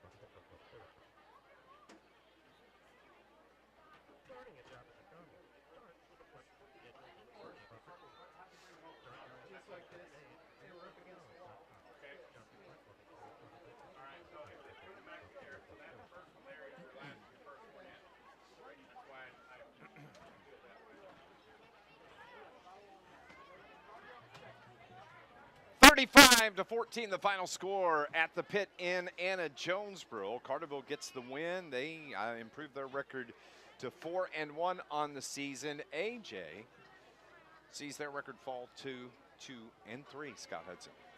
Very good second half by Carterville. I thought the third quarter might have been the best quarter this year by Carterville as far as both sides of the ball. They came out, they got the 3-and-out on AJ, went down and scored. Kicked the ball off, AJ another 3-and-out. Carterville gets the ball back, goes down and scores. And from that point on, it was basically not if Carterville was going to win, but what the final score was going to be. I thought Carterville did a very good job making adjustments in the second half and doing a very good job of getting the ball on the perimeter to guys like Biddle and Barton. Hartford did a great job of running tonight, I thought, for Carterville. Yes, so it was a team effort, very good second half, third quarter, very good. Coach Brett Dial down with his troops all knelt at about the 35-yard line. Running through the scoring tonight for the Carterville Lions, it was back in the first quarter. Carterville got on the board first, a 13-play drive. It was capped with a 5-yard run from Townsend Barton. 2-point conversion was good. Carterville led it 8-0 with 6:23 remaining. AJ didn't score their first touchdown until 4:52 in the second quarter. That was a long pass from Osman to Stokes, a 62-yard touchdown pass. 4:52 on the clock. 2-point conversion is good. We're tied at 8. Carterville comes right back, though. Nolan Hartford, a 31-yard touchdown run, and the extra point was good. And at the half, the Lions lead it 15-8. That third quarter, Scott Hudson was talking about. Carterville forces the 4-and-out by AJ on the opening possession, and then an 8-yard touchdown run from Townsend Barton with 7:12 remaining. Carterville then forces another punt from Anna-Jonesboro, and then it's a 22-yard touchdown run from Ethan Lanham, who we didn't hear from the majority of the game. No, I mean, I think it's all about maybe matchups, you know, what's going to work best against an opponent, and Lanham's number was only called one time tonight, but he made the most of it with a big touchdown run. Carterville scored a 29-yard pass from Hellriegel to Peyton Biddle. I forgot to write down who that was. That was at the 11:08 mark of the fourth quarter. And then to conclude the game, AJ scores with 36 seconds left, a 1-yard run from the quarterback, Osman, for AJ. 35-14, the final score. When we come back, Scott and I are going to name our Joe's Lawn Care and Snow Removal star of the game. Carterville gets the win tonight, 35-14. You're listening to Lions football on News Radio WJPF.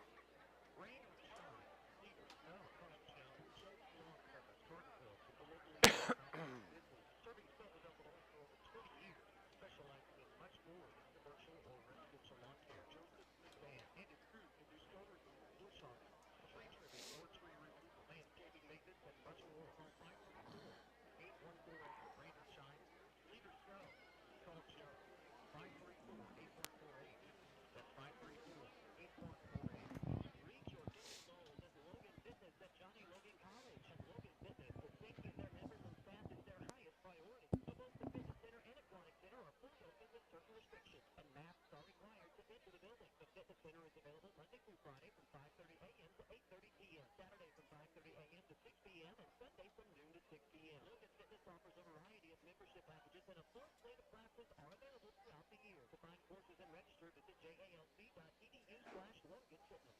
Where are the florists in Carterville? All right, you're good to get out after here. If you need another 90, I have one ready. Okay, we'll get out. He's on his way up now.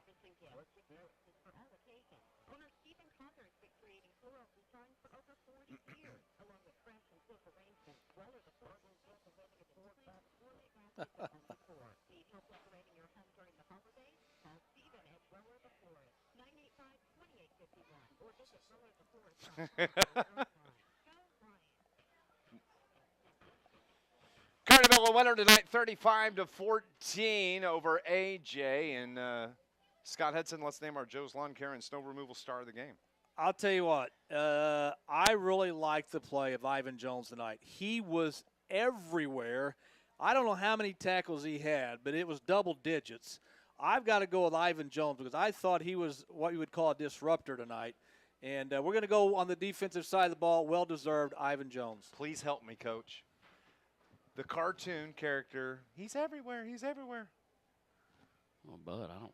Come on. I mean, Remember? You're a lot older than I am, so I don't know if I remember that. I don't know. Oh, killer. Ivan Jones is, I don't want to talk to you. Ivan Jones is our Joe's Lawn Care and Snow Removal star of the game. Rain or shine, sleet or snow, called Joe. Owned and operated by Joe and Lindsay McCann of Carterville for over 20 years. They've been specializing in commercial and residential maintenance, landscape maintenance, tree trimming, snow removal. 618-534-8148. Joe's Lawn Care and Snow Removal, our star of the game. Carterville's Ivan Jones. To my former good friend, Coach Brett Dial. Coach, 35-14, the final score. Scott Hudson will tell you in a moment. I'm going to steal his thunder. That third quarter may have been the best quarter of football for the Lions. Well, we were really trying to get the pace of play up from the very beginning, and for whatever reason, it's hard to come on the road. And, in that first quarter, I was really wanting to attack. The first series was pretty efficient. We got it down in the end zone, and then the next one we just kind of threw one away right in somebody's hands and turned the ball over. We got to get rid of those silly turnovers. And then I think our third possession was a 3-and-out caused by a penalty that, it just put us in a long yardage situation that we couldn't get out of. And then we had the open vertical that we dropped. So, we just really didn't make plays. At halftime, we really just talked like, hey, it just comes down to, we got to make plays. And I want to keep going to you. And, you're either going to drop it 10 times or you're going to make one of them. And, they came out in the third quarter, and we were on fire. Coach, you can always look at a game, and win or lose, and say, well, it was this play that made the difference. It was this series that made a difference. To me, after A.J. scored to tie the game, it's like your offense took a deep breath, settled down, they go down and score, and from that point on, it was lights out for A.J. You guys played really well starting with that drive. Yeah, well, first off, I think your player of the game, Ivan, is perfect and spot on. He was everywhere tonight. But then when we're talking about that drive where we took the lead and kind of took the lead for good at the end of the second quarter, I thought the play of Nolan Hartford was yes. kind of the game changer. I thought that Nolan was, we were throwing quite a bit, tonight. We were wanting to come out and test them on the edge. And then we started running a little bit up the middle, and he broke free on that long run. It was a great run. He had another really good run, I think, in the third quarter, right before Lanham came in and got the score. So, I thought Nolan really got us going there at the end of the second quarter. Coach, you see your record now 4-1. This is where we wanted to be and getting ready to head to Nashville. We played 3 road games, and we've won 2 of them. And so we're very happy about that. And we've got one big road game coming up in 7 days, and we talked about it out there already. I mean, it's on. I mean, we're not going to back down. We tried our best not to look ahead. You can't do that. AJ's way too good of a team, especially at home, to take anything for granted. And I don't think we did that at all. I just, I think eventually once we settled in, we got going. But we're going to have to get going from the opening kick next week if we want to hang. And I look forward to the challenge. A couple of questions, Coach. What's the update, or if you have one, on Charlie Howerton, your big center? And also, to kind of piggyback off that, I thought that Noah Johnson, who came in for him, did an outstanding job. Maybe didn't get noticed, but it might have been because no bad snaps, did a good job of helping lead those running backs up the middle. So I thought Noah Johnson did a very good job. Yeah, and that gets overlooked. I mean, you're exactly right that, we really play with our backup center, who's a starting right guard, by the way, and just shifted down to play center for the remaining 2.5 quarters, and I think played a very good game and was pretty flawless there. And it comes into the kid that comes in and plays guard for him was our starting guard at Murfreesboro that stepped in for Eli. So we are very much a next man up team. We didn't hesitate. We've done it. We operate like that in practice. We operate like that in games. Obviously, we want Charlie, and we feel bad. I don't have an update. He's going to have to get checked out, and hopefully it's, nothing. Hopefully there's some swelling, and when that goes down, he'll get some good news, and it may not be. I don't know. And but either way, we had some guys step in and kind of do what needed to be done tonight, and we're very fortunate. Coach, congratulations on the win.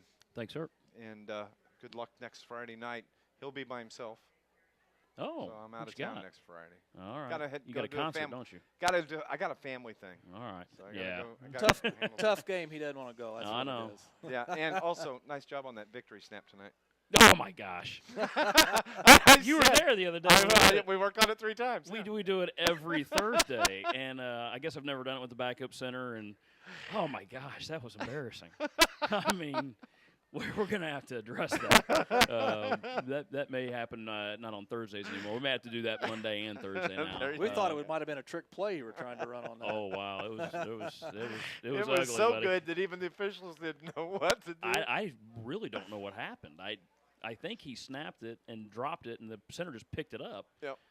And nobody moved. And we just kind of like did a do-over. I mean, That's I don't what know. the clock kept rolling. We'll take It it. was disaster. Hey, 35-14, the final score. The Lions beat Anna-Jonesboro here tonight. And, again, they're going to be on the road next Friday night at Nashville.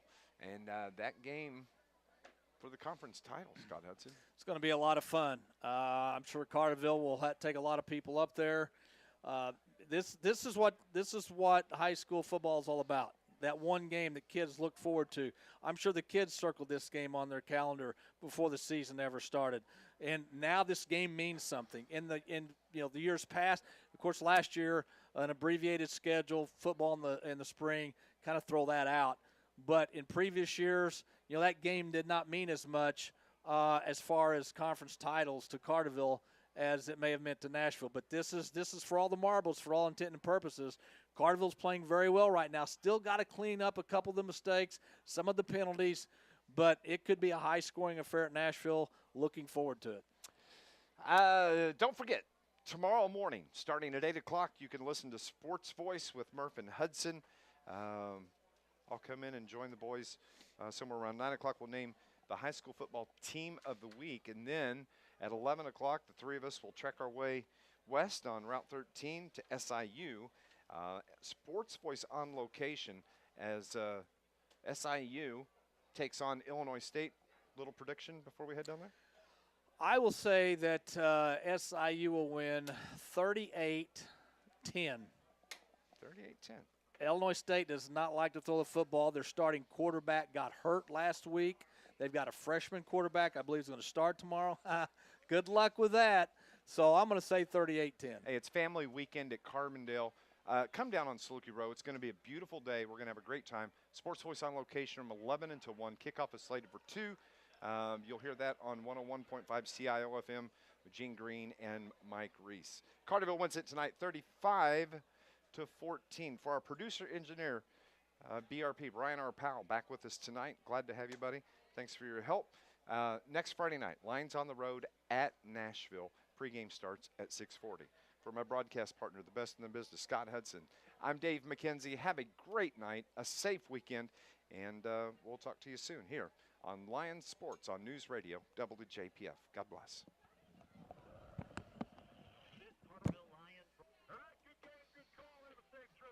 Thanks, buddy.